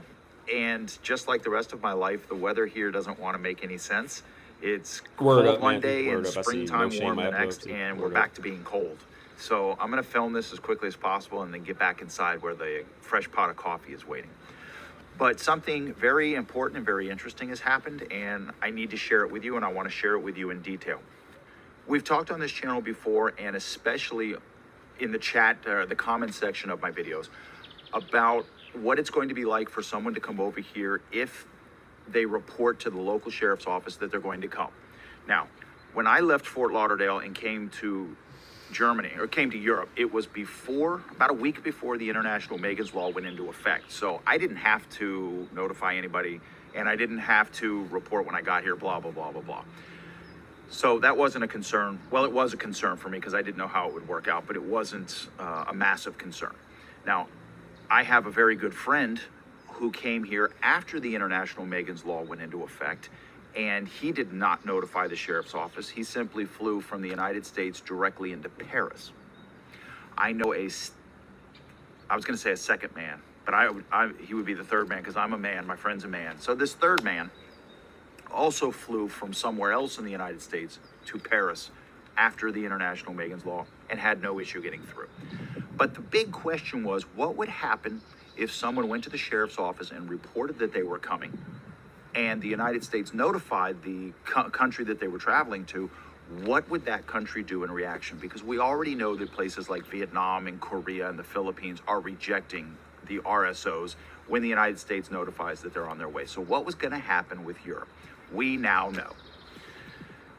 Fella that I've met, who I spoke with for a few months before he came, decided that he was going to come here as a test run. He was going to come here to celebrate an anniversary with his wife, but also to look for work here. But then he was going to return to the United States to wrap up his business, his personal business there, before returning to Europe permanently.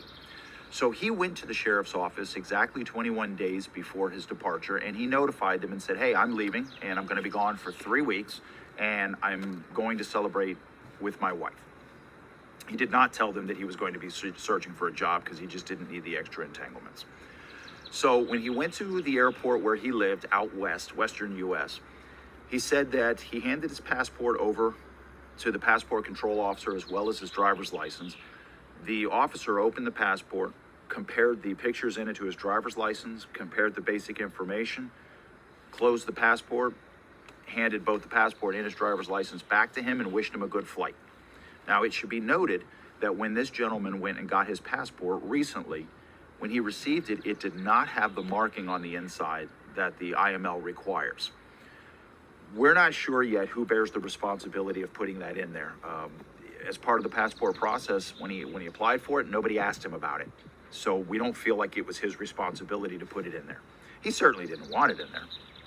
So anyway, so he gets through passport control, boards his plane for the very, very long flight to Germany. I'm going to throw up a quick picture here of the actual plane that he was on, just because I'm an airplane buff and I like those kind of details. So he lands in Germany the next day, because it was an overnight flight. And when he's coming off of the airplane, there were 2 police officers on the jetway before he actually entered the terminal that were checking the passports of every man coming off the flight, not women. When they got to him, they looked at the passport, and then one said something to the other that he took to mean that this is the guy we're looking for. So they held onto the passport, and they asked him very politely if he would accompany them to a side room, to an interview room, which he did. And he did so with a good attitude, because this is something he expected. So they took him into this side room, and they asked him some questions. And the first question was, do you know why you're being detained? And he said, well, yeah, I think the Americans probably sent you a notification that I'm coming, and it probably was something that was not nice and probably made me look really bad. And they agreed that, yes, that's exactly what happened. But they said, this is Germany. We do things our own way. And so can you please tell us why you're here? So he told them, I'm here to celebrate my anniversary with my wife, who will be coming on a later flight. And I'm here to look for a job, because things under the RSO laws in the United States make it just virtually impossible to live a normal life. They agreed with him that was the case. Now, they did ask him to show him his travel documents. So he handed over his airplane tickets. He showed them the pictures on his phone of his family, his children, his wife, and said, they really do exist. They really are coming. He showed them the paperwork for the hotel that he's staying in. And one of the things that surprised the officers, and I'm not sure why, was that he had paid for everything already. tickets were paid for, his hotel was paid for, his train tickets inside of Germany were already paid for, and that seemed to be something they were, I don't know, really interested in. They also asked him they asked him when his sex offense occurred. They never asked him a single detail about the offense. They only cared, when did it occur? And he said, well, it was March 2000, so, 20 years ago. And at that, both officers seemed very surprised. 20 years, okay. And he also added that he had done 7 years in prison, so he had finished his prison sentence in 2007. So again, you're talking a stretch of 13 years up until this point. So the officers, the lead officer, the main officer who was doing most of the talking, said then that, all right, I need to go write a report, and I'm going to go talk to my supervisor, and we'll make a decision as to whether or not we're going to let you into Germany. The officer leaves. So our guy stays in the interview room for about 20 minutes, conversing, comfortably with this other officer.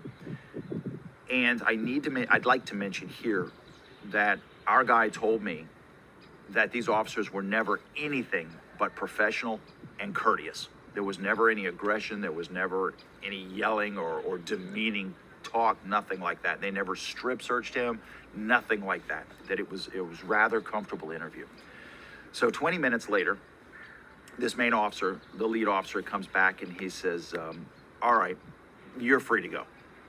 So our guy asks, well, wait a minute, for clarification, what do you mean I'm free to go? And the officer said, no, you're free to go. Go, you get your luggage, go about your business, enjoy your stay in Germany.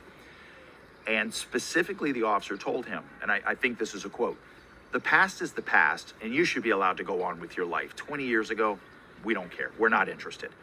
And that was it. The officer literally escorted him back into the terminal, showed him where to get his luggage.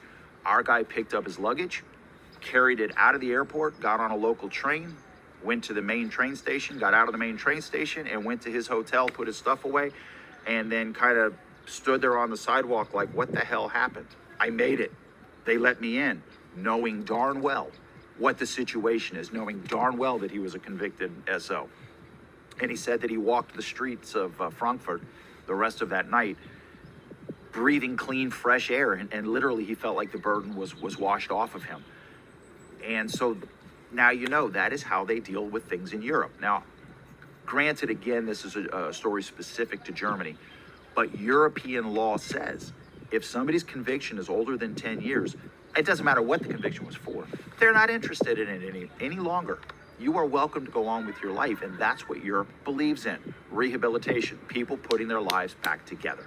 Now, I can say that's true for me. I can say that's true for my roommate. I can now say that's true for another person that came over that I know about, but I'm not necessarily close with. And I can say it about this guy. So that's 4 people that I can tell you had no difficulty coming into Europe.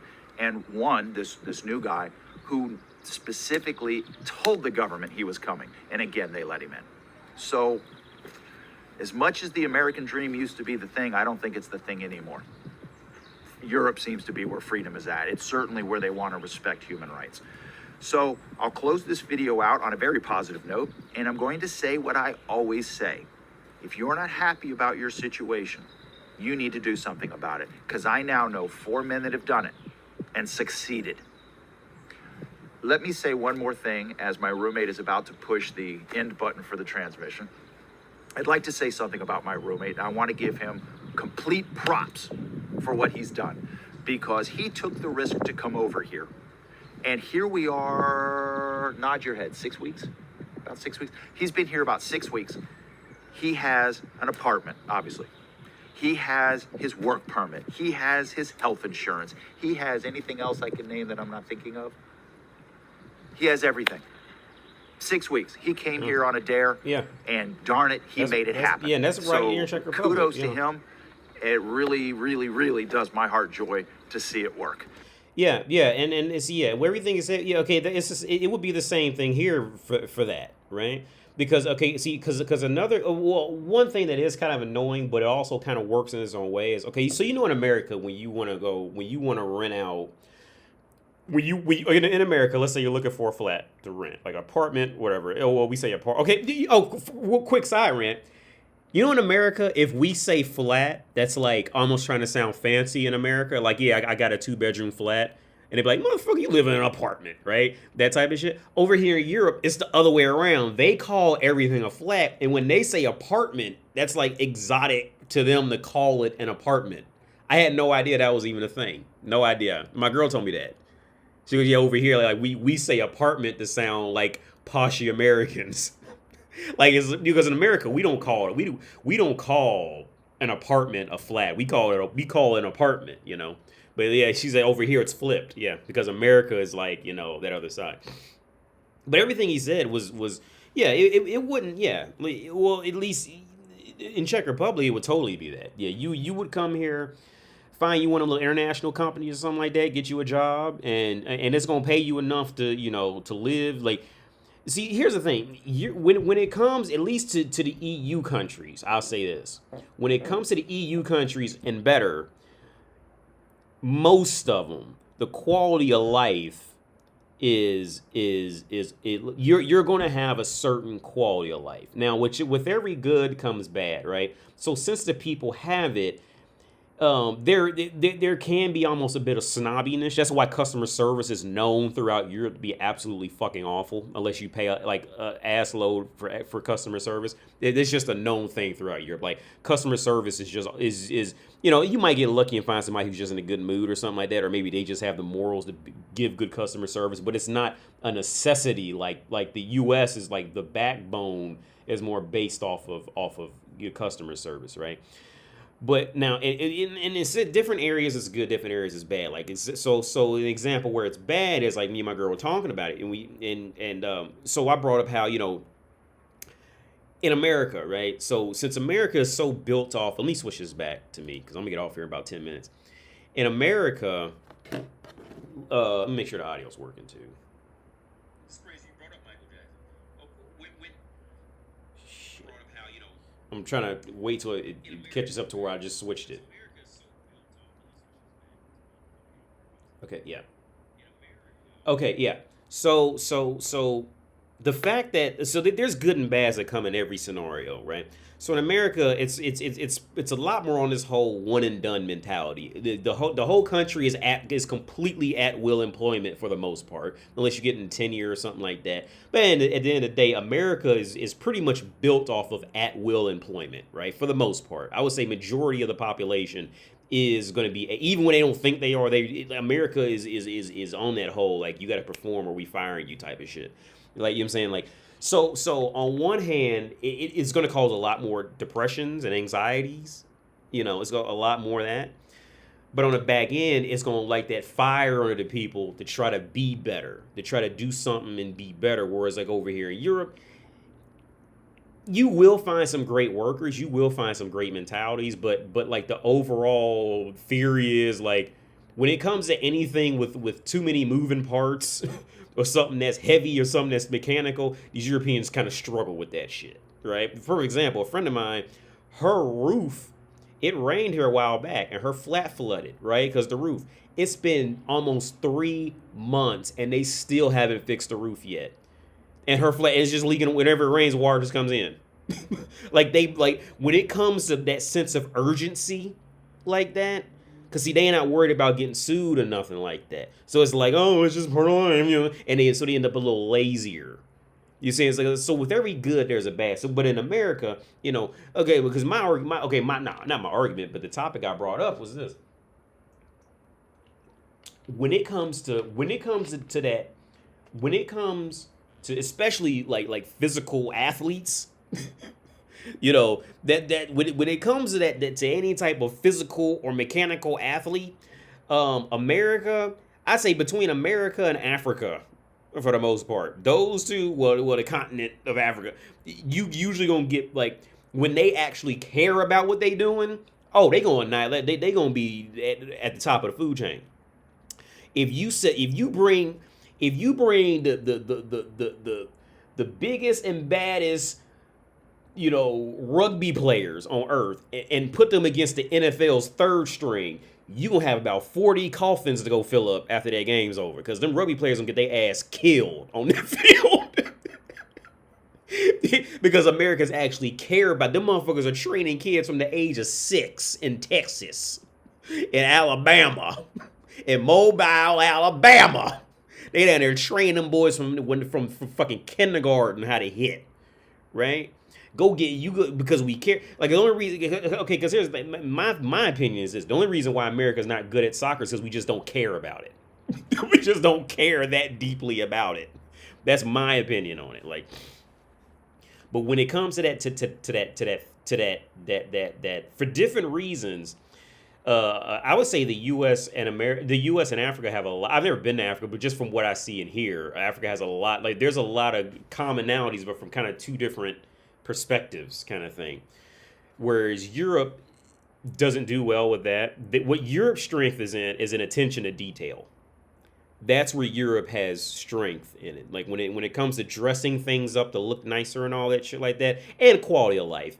Like that's where Europe's strength is. So like with Kratos, I'm very open about this. Like I don't want him to get that European mentality of being too relaxed. I hate when these European men are like that. I hate women can get away with it because bitches just fuck to get by in life. But men, you can't walk around like that as a man. You see, so with baby Kratos, I already know I'm going to send him to a U.S. military academy for at least a summer, so he gets that directness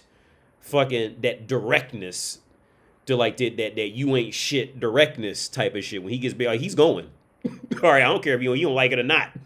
He gonna go. I'm gonna ship his ass. He gonna if I got to get on that plane with him and take him back to wherever the fuck in the U.S. and put him in there and walk him up to that front door and say, you going to this military school and you gonna be in here for at least 3 months, and I'm going back to wherever I'm living at the time, and you gotta stay here and because I want him to experience that because these Europeans because they too fucking relaxed, man. So on the back end. Like what I started out this stream with earlier, see, like with Czech, especially with Czech Republic, see these Czechs, man, like on one side, yeah, the quality of life is you gonna have a relatively speaking decent quality of life, right? You know, you gonna have health insurance and all that shit, right? But on the back end, like they don't have that deeper urgency of independence, like, and it seems like almost plague a lot of Europe from what I see. It almost plagues it's like they almost just rely on somebody to just come wipe their ass and be impressed that they're Europe. Like they don't have, like, I'm not saying all of them because I've met some Europeans who are fucking badass, but when it comes to the people, like the people seem to have this you know, when there's a confrontation, they're not violent. They just try to talk you into you thinking you're crazy kind of thing and all this shit. Like they're not really a violent. They don't like really stand up hard for themselves kind of thing. And I don't care for it. Like I'm going to send baby Kratos to a U.S. military. Well, I don't know how the UK military. I'm sure they got military schools in the UK too. I don't know, but I know America, and I want him to at least know that exists, and I want him to know that look, that world doesn't care about your feelings, right? Like I'm gonna care to some extent. And of course, his mama's gonna care, but that world doesn't give a fuck about your life. And maybe that's my trauma from coming up in America and dealing with that shit. But on the back end, like I said, there's good with bad, right? Since America is on that whole one and done, one thing that the world has an issue with is when they want to start making fun of America, they're only looking at America from the typical stereotype. They're not looking at America from what it really is, as being a place of extreme highs and extreme lows and everything in between. And that's where Europe doesn't understand. Like Europe, a lot of Europe doesn't understand that huge gap in North America. Because just as fast as you got, you know, some fat dumb motherfuckers who just eat McDonald's all day, you got motherfuckers who are the whole NFL. You know what I'm saying? The whole NBA, whenever the NBA goes anywhere, as far as I know, they'll just wipe the floor with any fucking other country's team. It's like, dude, in America, like literally our fucking, a dude I went to high school with, he went off and we would watch him on ESPN and he played college basketball because his school, he made it to the tournament with his school. That motherfucker is now 35 years old, and guess what? He signed a contract to come play professionally over here, a legit contract too, not like, you know, some ABA bullshit, but like, you know, he's like in one of the like legit professional leagues over here, and he's taken serious at retirement age in America. You see what I'm saying? So when it comes to that sense of urgency and that deeper sense of pulling your shit together, Americans, I can speak for America specifically, like we're just out of Europe's league. We're just out of Europe's league completely. When it comes to that deeper sense of independence, and so a positive side was because I was talking to my girl, and I was saying, I looked at all what Czech Republic really does, and I said, well, look, if the European Union dissolved literally next week, like your country literally has nothing to fight with, and you just be okay. What because the country what's the country really provide to the world? Beer and hookers. That's all Germany's gonna really use them for. They just drive down here to fuck they bitches and then go back to Germany. You know what I'm saying? Like, so it's like their military is literally the size of a U.S. university. So it's like the country can't fight off anybody. You see what I'm saying? Like the Czech Republic, the country, they're just hoping Germany comes and wipes their fucking ass. They're waiting on a fucking check every year and hoping Germany just protects them. So when shit gets real, see all this snobbish, carefree behavior that these Czechs have, like it's really from a pathetic, pretentious standpoint. At least as of recently, So when shit gets real, motherfuckers love to make fun of America as long as they got all this comfort going on. But when shit gets real, Zelensky, he over there with that English. Zelensky ain't okay. You don't believe me? Go look up anything when Zelensky was going through that shit with Russia. You think he wearing shirts that got Czech written on it? You think this motherfucker walking around with Lithuanian written on it? We need your help. You know what I'm saying? No, he wrote that shit in English, right? Because what attention is he trying to get? He trying to get the UK and North America to come get his ass out that shit. But like I said, y'all already know where I stand with Ukraine. 6 months before that shit happened, the motherfucker was talking all type of shit about North Americans. Fuck you, mother. We use all your money. Russia came and hit. How dare you stand by and watch us? Like that, man, I get started on that for a long time. Because here's the thing, like my opinion on Europe, on this EU shit, man. That's like the EU is just payoff money for immigration. Where I started this live stream out, it's just payoff money for immigration. But the Czechs took it the wrong way and thought that they got in with the cool rich guys that literally tried to exterminate them 50 fucking years ago. But it's all cool as long as they get a check. You know what I'm saying? Like that's pathetic. Like, but it's that mentality. Like they took that welfare payment the entire complete wrong way, right? Because I was telling my girl like the reality of how this shit happened, man. It's like the Czechs think they better than the Roma, right? So what do the Czechs do? They just give the Roma money to keep them quiet and keep them off the street and give them just enough beer and just enough money to hope they sit in they flat and shut the fuck up to keep them out the streets, right? That's what Czech Republic does to the Roma. So the Czechs think they better than the Roma, right? But here's the punchline. Germany, that's what Germany's doing to the Czechs. They giving y'all just enough money to shut the fuck up, drink beer, sit in your flat, and don't cause too much problems, and don't be coming over here and shut the fuck up. But they can't. But they don't take it like that. They take it as, oh well, we're in with the cool guys, so we're better than you. And it's like, are you fucking serious? Like you are the welfare, you are the white niggers in this situation. They gotta keep them niggers outside. They gotta keep them niggers out the country. Because I'm gonna let y'all go after this. Because I was telling my girl, I remember I was back at Wilberforce University. I got a P too. Back at Wilberforce University. It wasn't really an argument. I don't know. He was mad, but I don't think he was arguing with me. He just didn't. I think he had an issue with understanding. Right. It was a guy named Anthony. Right. I'm not gonna say his last name, but I'm sure he wouldn't care because he was a cool dude like that. I'm sure he wouldn't care if I said his last name. I'm not gonna say it. His name's Anthony, and we were in class at Wilberforce University. And he was mad. We brought some type of way. We got on the topic. I forget where exactly he lived, but where he lived, it was essentially two neighborhoods that were split down the middle by like a 4-lane highway, right?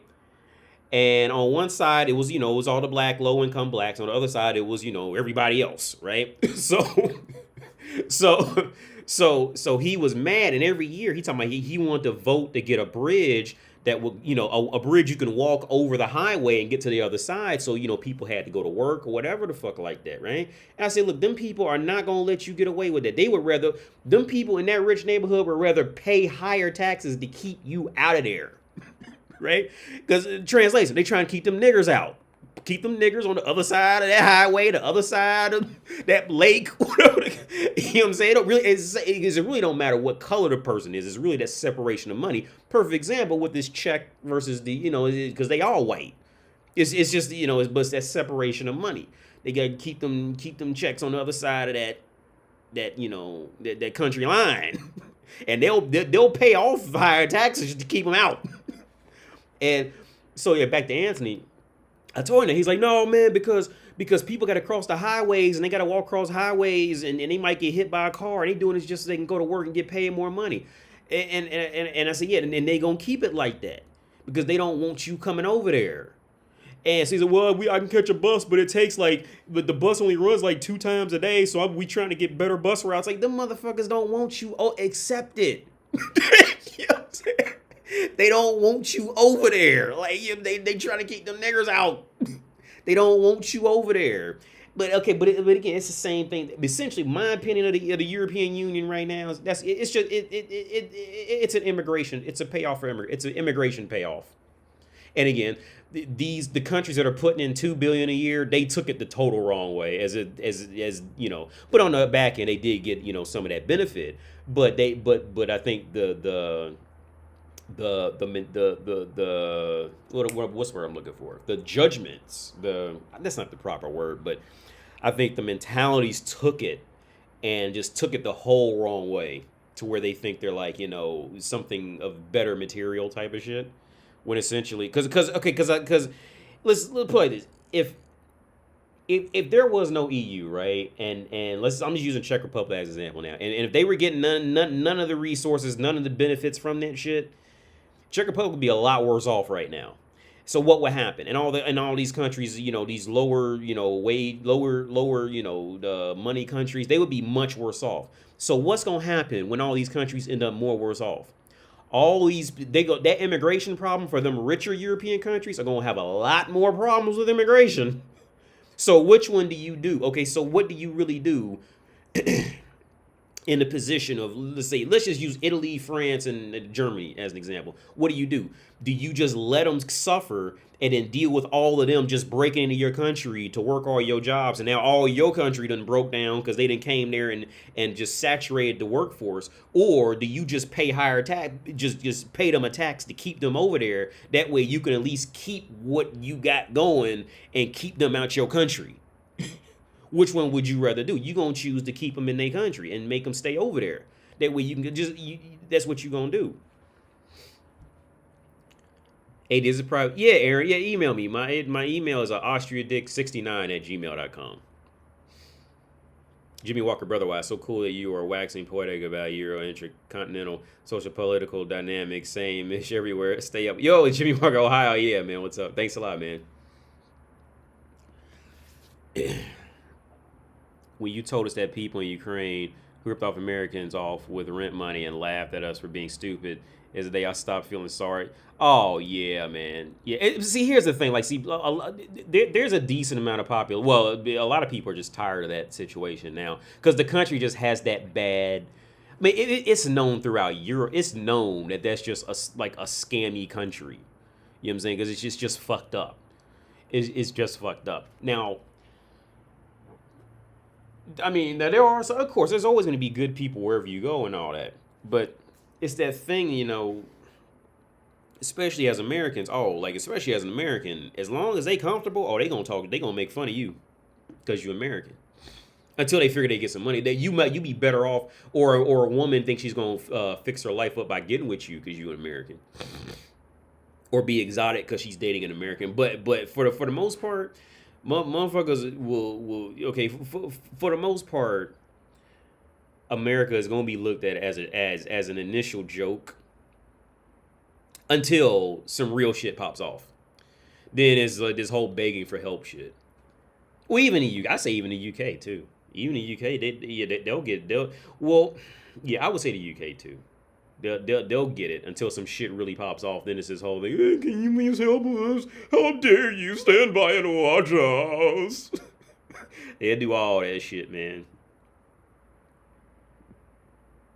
Now, am I saying people deserve to be, murdered and killed for all that shit? No, I'm not saying that. But it's honestly pretty pathetic and sad. Well, let's just use the EU with this Czech thing with the EU. I mean, look, man, with that Germany shit, the motherfuckers just hoping you forget about the Holocaust with that shit. That's all that shit is. And everybody who's on that side just hope you forget about their involvement with the Nazis. That's all that shit is, man. They just hoping you forget about it if they just throw enough money, if they can ride something off into the distance with being a better citizen in the deal.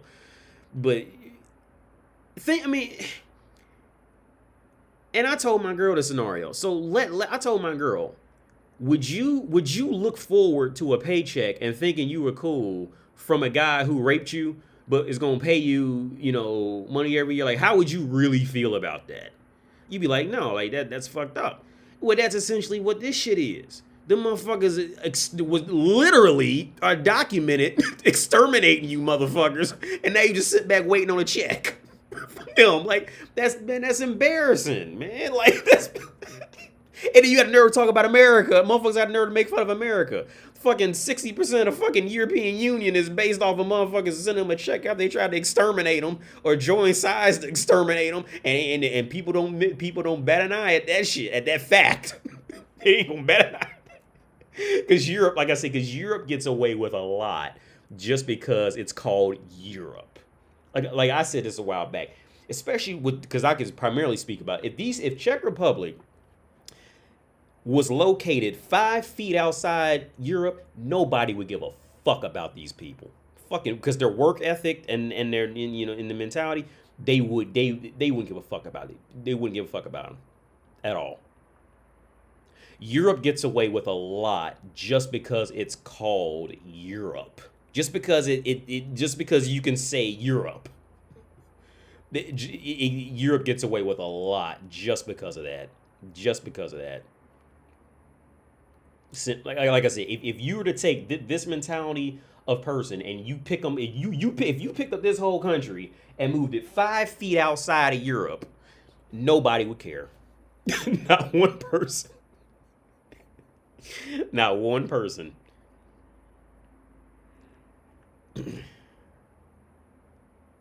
Is it? Oh, yeah, I'm reading no comments. Yeah, so yeah, Aaron, if you're still watching, yeah, it's AustriaDick69@gmail.com. That's my email. I would type it, but I feel like it's going to, I can't even type it in. Oh, what's this shit? Love chat. Let me see if I can take... Well, I'm going to get off here anyway. I'm going to read back through a few comments. I'm going to get out of here.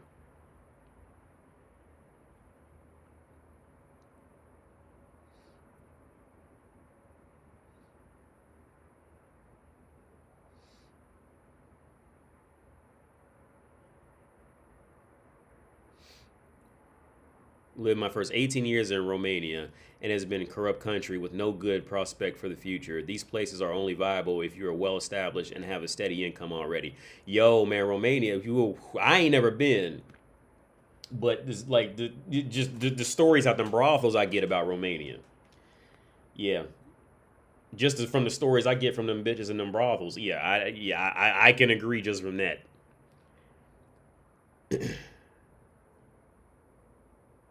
Be right back. Gotta poop. I hope you back, Quintero. But yeah, I'm gonna get out here, man, because I gotta pee. So yeah, thanks to everybody for tuning in.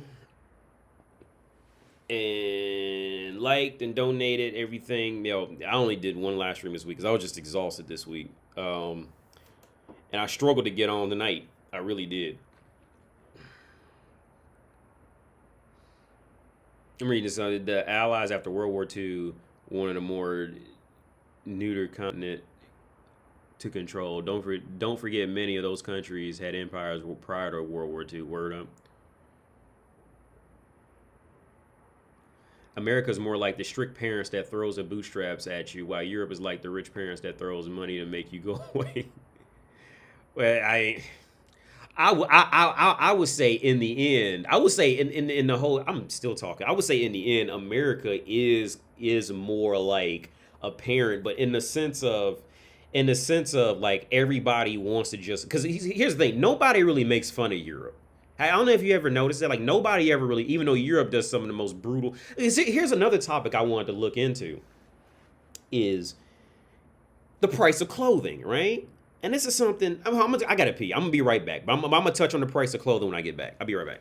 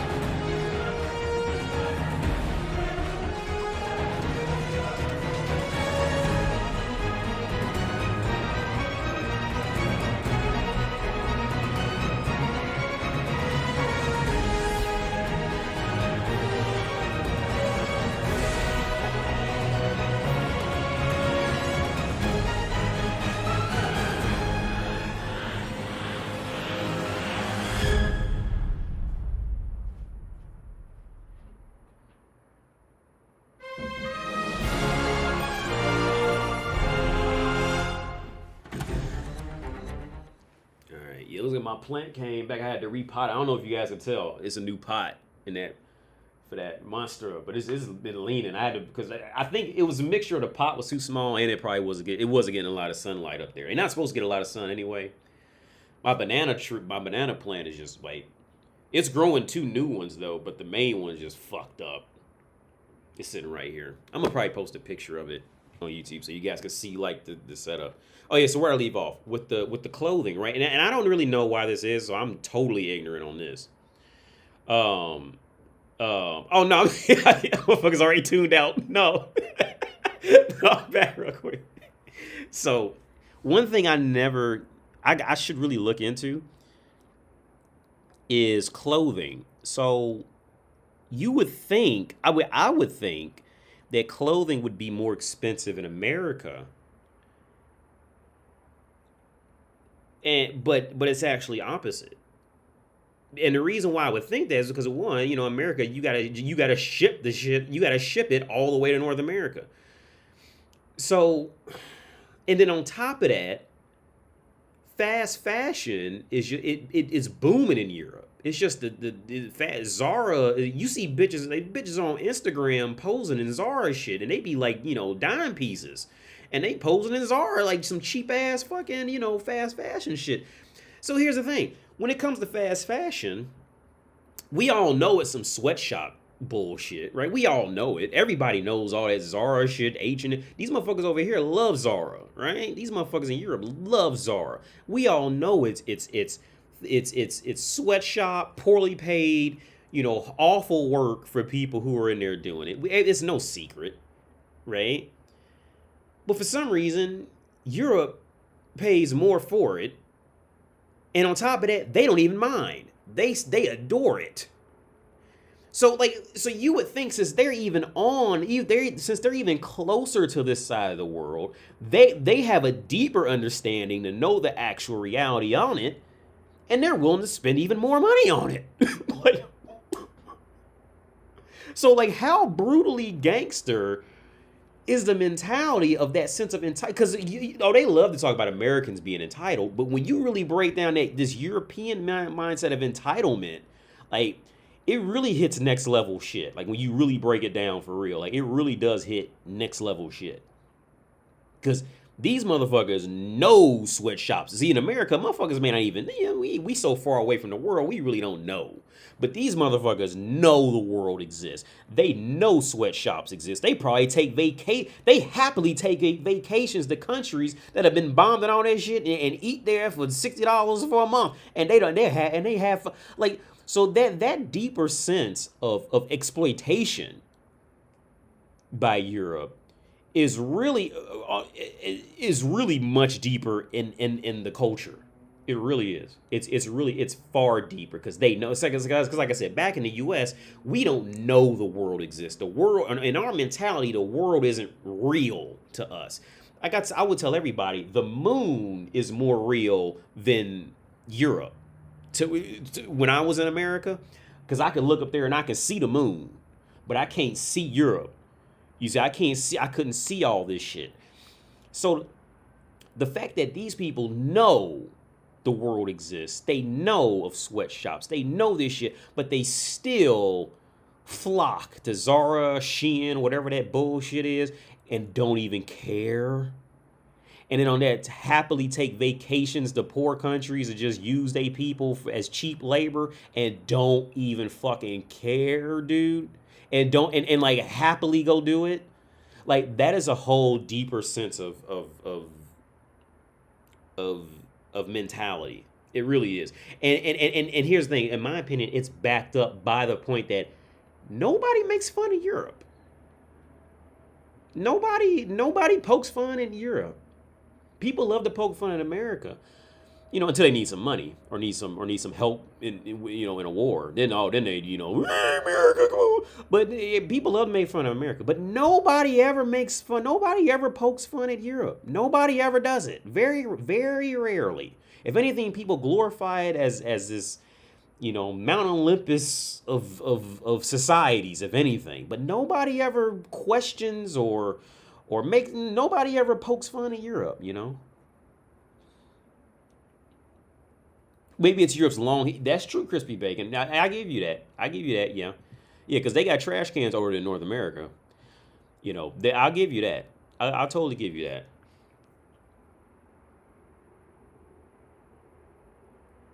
But then on the other side with America, now I'm like pro America. I'm not pro anybody. I'm just happy wherever I can just sit down and chill. But but on the back end, like America, the fact that America is so massive and can relatively speaking get along with all the states, getting on as long as they've gotten along, to where like now there's like you don't have to worry about Virginia getting into a war with Mississippi. You know what I'm saying? Like you don't have to worry. We don't have to wake up and think about that at all. Like we don't wake up and think, is Maine getting ready to start a war with Connecticut? We don't even think about that. You know what I'm saying? Like the fact that it's just automatic that we're just that united. Like Europe just can never get to that same level of unification. They're trying, like they're desperately trying and failing in the process because they just can't do it. They try to send the euro and it just destroys economies every time. I think Hungary, they did that to Hungary and it just destroyed their fucking economy. They tried to like unite and they tried the Esperanto shit. You remember Esperanto? They tried that shit. That didn't work. Like it's just they can't unify the shit. Like they just can't. Like even though it's like America in the sense of like Ohio, Indiana, but like imagine if Ohio, Indiana were different countries who spoke totally different languages. Yeah, they're that close, but they're still very far apart with over here with this dynamic. Excuse me, my question, please, but I'm curious. Do all European countries have those bum washers next to toilets? My washing machine, well, my toilet is separated from my bathtub and sink. So the washing machine is actually is next to my sink, where it's the tub and sink, and the toilet is actually in another room. And I never seen a bathroom like that till I came here. Or maybe I can't remember if Argentina was like that, but I never seen one like that till I came here, which is actually a better idea because if one person has to take a shit, well, they can take a shit, and another person can still go take a shower and in peace or wash their hands or whatever in another room. So I do like that setup. But at least in Czech Republic, dryers are not super common. But now, yeah, Europe does have a far longer history, for sure. Let me get out of here. It's 9:22. A bidet? I don't have a bidet. No, and I've never used one. My ex-wife had one in her house. She had one, and she never used it.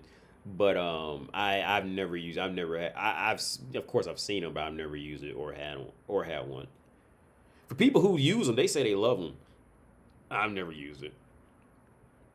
I'm staying on 8 more minutes. I'm gonna get out of here. What's the chance a foreigner will be robbed in Eastern Europe? Well, I mean, in my experience, I never had any you know, I've never had any any fear anywhere. I've never felt that. I've never. I'll always randomly hear stories. I even well in Czech Republic, it just doesn't. It very rarely exists out here. I mean, there's going to be, especially now with COVID and the Ukraine shit, and everybody's tight on money. I think some scams are starting to pop up a little more. Definitely a lot more now. After all that situation fucked up, a lot of people's money. But as far as being robbed, I mean, it's just basic laws you just got to follow as far as getting robbed in the street. Just don't take something that you don't deserve. Now, when I was in Ukraine, I did happen to catch this one Roma girl. She was getting ready to rob this girl I was talking to. Well, it was this girl I was talking to her, but it was her and her boyfriend, and we were hanging out. And I could see her. She was getting ready to rob her, but I just stared at her until she noticed me, and then she seen me, and then just like immediately ran away. But she got super close up to the girl and stood behind her and was staring at her hard. And like you could say, like, and the boyfriend seen it. We both talked about it later, like because he's seen her too. But yeah, as far as getting robbed, man, I've never, I've never, at least especially in Prague or anywhere I've been in Czech Republic, I've never felt that. Because the one that was, he's in Czech Republic, the city shut down pretty much at 9 or 10. So it's like, people just aren't out walking around or hanging out like that. Like when I used to drive from here to Germany, on the drive back, I would drive through a lot of villages, and once it got dark, oh no, there's nobody outside walking. The city is the village is down. Lights are off, everything's off. It's not like in America, shit kind of still is moving, at all times. Is somebody going to Walmart and all that shit? Like out here, no, is off. Now Germany wasn't so much like that, but Czech Republic was. Those bidets are awesome in Japanese toilets. Where they go, word up. Are you going to live stream tomorrow? I don't know. I have no idea about tomorrow. Maybe. I have no idea. Yes, one of those. I don't know the term really. Okay. I never used bidet, but the friends I had at your house loved them. For my travels, just look like you belong, know what you're doing. If you look lost, that's how. Yeah. Crispy bacon. Yeah, that's it. Yeah, that's essentially. Yeah, I totally agree with you, crispy bacon, on that. Yeah, from my travels, just look like just look like you know where you getting ready to go. Type of shit. Just look like you know where you get, or yeah, or just look like you either know where you getting ready to go, or you completely comfortable in being lost. Right, one of them two, and you always gonna be fine. Yeah, like because if you comfortable in yourself, then motherfuckers like what I'm saying, you ain't that weak of a target. But once you look like you uncomfortable because you lost and all that, see now you an easy target to manipulate. But I've never had it, and I'm not a big dude, man. I'm not I got a little bit of muscle, but I'm not like I'm 5'7". I'm not big. When I was in Europe, the Roma ignored me and went to someone else to scam. Oh yeah, Mo. Yeah, now that's the thing. Yeah, the Roma. Yeah, they don't like if you're brown, they don't they. It's like this level of understanding type of shit. Even if you look like you might have some money, it's like this level of understanding. Like they not gonna fuck with you like that. If anything, they gonna try to be your friend. If anything, they gonna like ask you where you from, like genuinely be interested. But they not gonna do that because I told y'all a story a while back. My girl, she her sister was selling a car, and um and I wanted to buy it, but I didn't have my residency, so I couldn't put anything in my name at the time. But I told her like, yo, I want that car, but I'm waiting on my residency to go through so I can put it in my name. So she's like, okay, cool. Well, but I told her like, look, if you got somebody to buy it, go just sell it because I'll just move on. So, probably about a month went by, and I told my girl to ask her sister about that car, and she go and her sister laughed back and said, only a few gypsies asked for it, which is like calling Roma the N-word type shit, right? Only a few gypsies, she's only a few gypsies. I only had gypsies ask about it and laughing emojis after it, right? And on one hand, like that was some racist shit, but on the other side of it, like I seen how them gypsies be treating white people. And I would tell her, look, don't go alone. As a white bitch, don't go alone with them gypsies. Like, but I'll go with you. Like, but don't go out there alone, as white. Because I seen how because I told y'all when I lived in Chescalipa, I lived next door to the family of them. It was the whole family. And I always tell the story how I ended up getting cool with them. It was on accident, right? When I first moved there, I went to the store and I was buying some beer or something, and the little Roma kids, they was in there.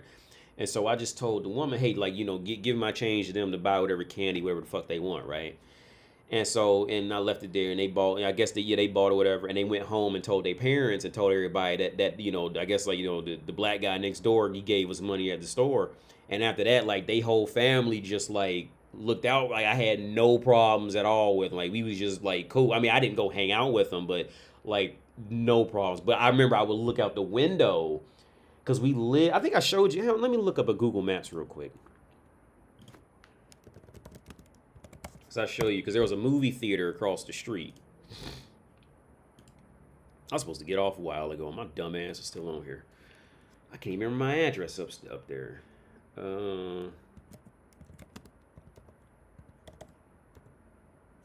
can't even remember my address. Oh, you guys can't even see what I'm looking at. Hold on, let me switch it.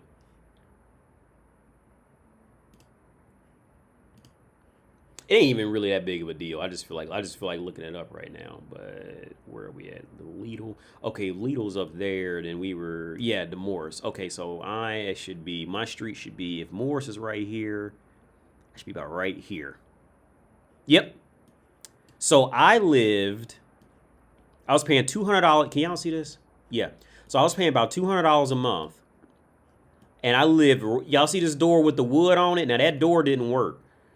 It was just a wall. It was a small flat. It was like smaller than this room. I lived there for like $200 a month.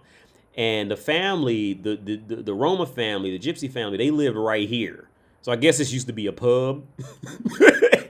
It's not a pub. They were living in there. Right? So I used to park my car over here, like back there in that back right corner. I used to always try to, but then every now and then they would block me in, so I had to use, go get them. But if y'all see like back, so you guys can see where my mouse is. Can you see when I'm like moving the? Yeah, so you see that back there? That's a movie theater back there. Not a movie theater in the sense of like showing adventures, but like a theater in the sense of like stage plays and shit. I think I've never been in there, but I'm pretty sure it was like a stage play theater. So when they would have a stage play back there, they would it would be, of course, it'd be a lot of Czech people, and they'd be parking their nice cars, like all up and down the street, all back in there, it'd be cars, all up here, just, they would all go into the stage play. And I used to be right, hang on, now I could open this window, or I could see out that window, and I would watch, because the gypsies, wherever the fuck you want to call it, the Roma, wherever, they used to always like hang out right here. Can y'all see that when I'm moving? Let me move it over, see if you can see. Yeah, okay, yeah, you can't see the little arrow. So they used to always hang out right here and play music or just be chilling, whatever the fuck, right? It wasn't a big deal to me. But I used to watch how they used to treat the white people who used to come in there. Like, shoot. I'm glad I'm not white. Because they motherfuckers was wild. They didn't give a fuck. But this was just a weirdly rough street, though. I lived there for about a year and a half. But I told y'all, the friend of mine who we like family now. Like, I was texting him a few days ago. Their bar is right here. This is because this is a bar now. Well, maybe they just was closed. Yeah, this was during COVID. So y'all, this was 2019, maybe. Maybe this was when they was closed. That's where the bar was. So I told y'all, so when I bring up, whenever I tell you guys, I used to walk, like I used to live like 30 seconds from a bar. That was the walk. It was like literally from down there to right here. And we used to drink in there all night. And then we used to walk down the street. And I'm gonna show y'all where that shop was that had the best fucking kebab. It was this little Czech dude be in there all night, And he used to make the best fucking kebab wraps, whatever the fuck you want, whatever kebab shit you wanted. That motherfucker, it was just the best kebab shit. Where's that? No, see, it's been a while since I've been here. I gotta remember where I'm at. Down here. There it is. Istanbul kebab. This fucking place was amazing. He would make it, and I tell you what, he'd make it, and it'd be, cause you be half drunk when you walk in there and shit, and he'd make it, and he'd be like, great, and you just pick it up and burn your fucking hands, cause it was so hot and filled with so much, great ingredients, you burn yourself, so you couldn't eat it right away. But he made by far the best kebab I've ever had. I wonder if he's still there. Really do, man. I wonder if he's still there. But yeah, man, I've got a decent amount of memories. They used to have markets up there, but yeah, decent amount of memories. But yeah, my street was just kind of rough. But like the rest of it, this is the center. So every Christmas down here, they would put like a Christmas tree, and they had like the little markets outside, and you just go down there and just you get some hot wine and all this bullshit, and you just hang out.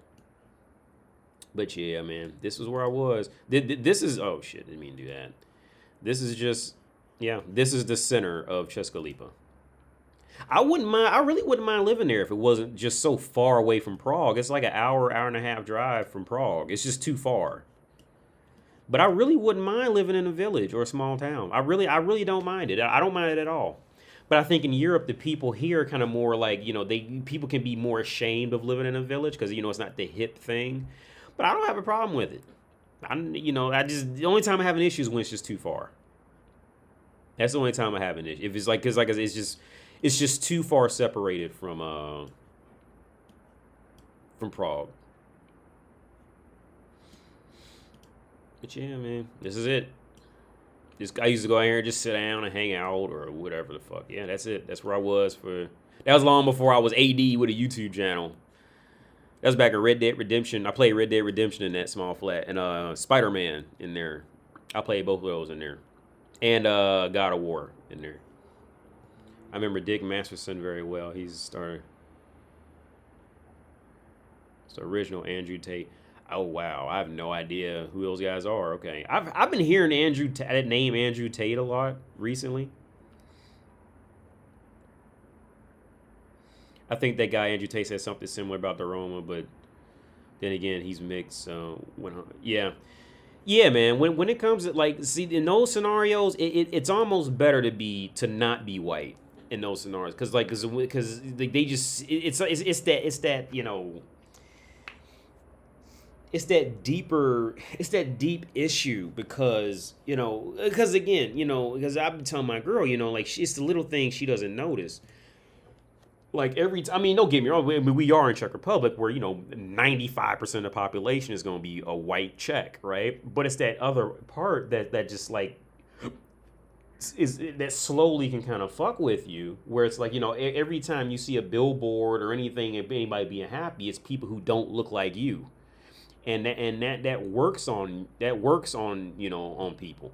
Is a perfect example. I'm still talking, man. A perfect example was that I can't remember her name, but it was this white woman who did those racial experiments, and she did a racial experiment on a class with kids. They were like maybe second grade or something like that. And she told all the kids, okay, all the kids with blue eyes are better than the kids with brown eyes or whatever the fuck, right?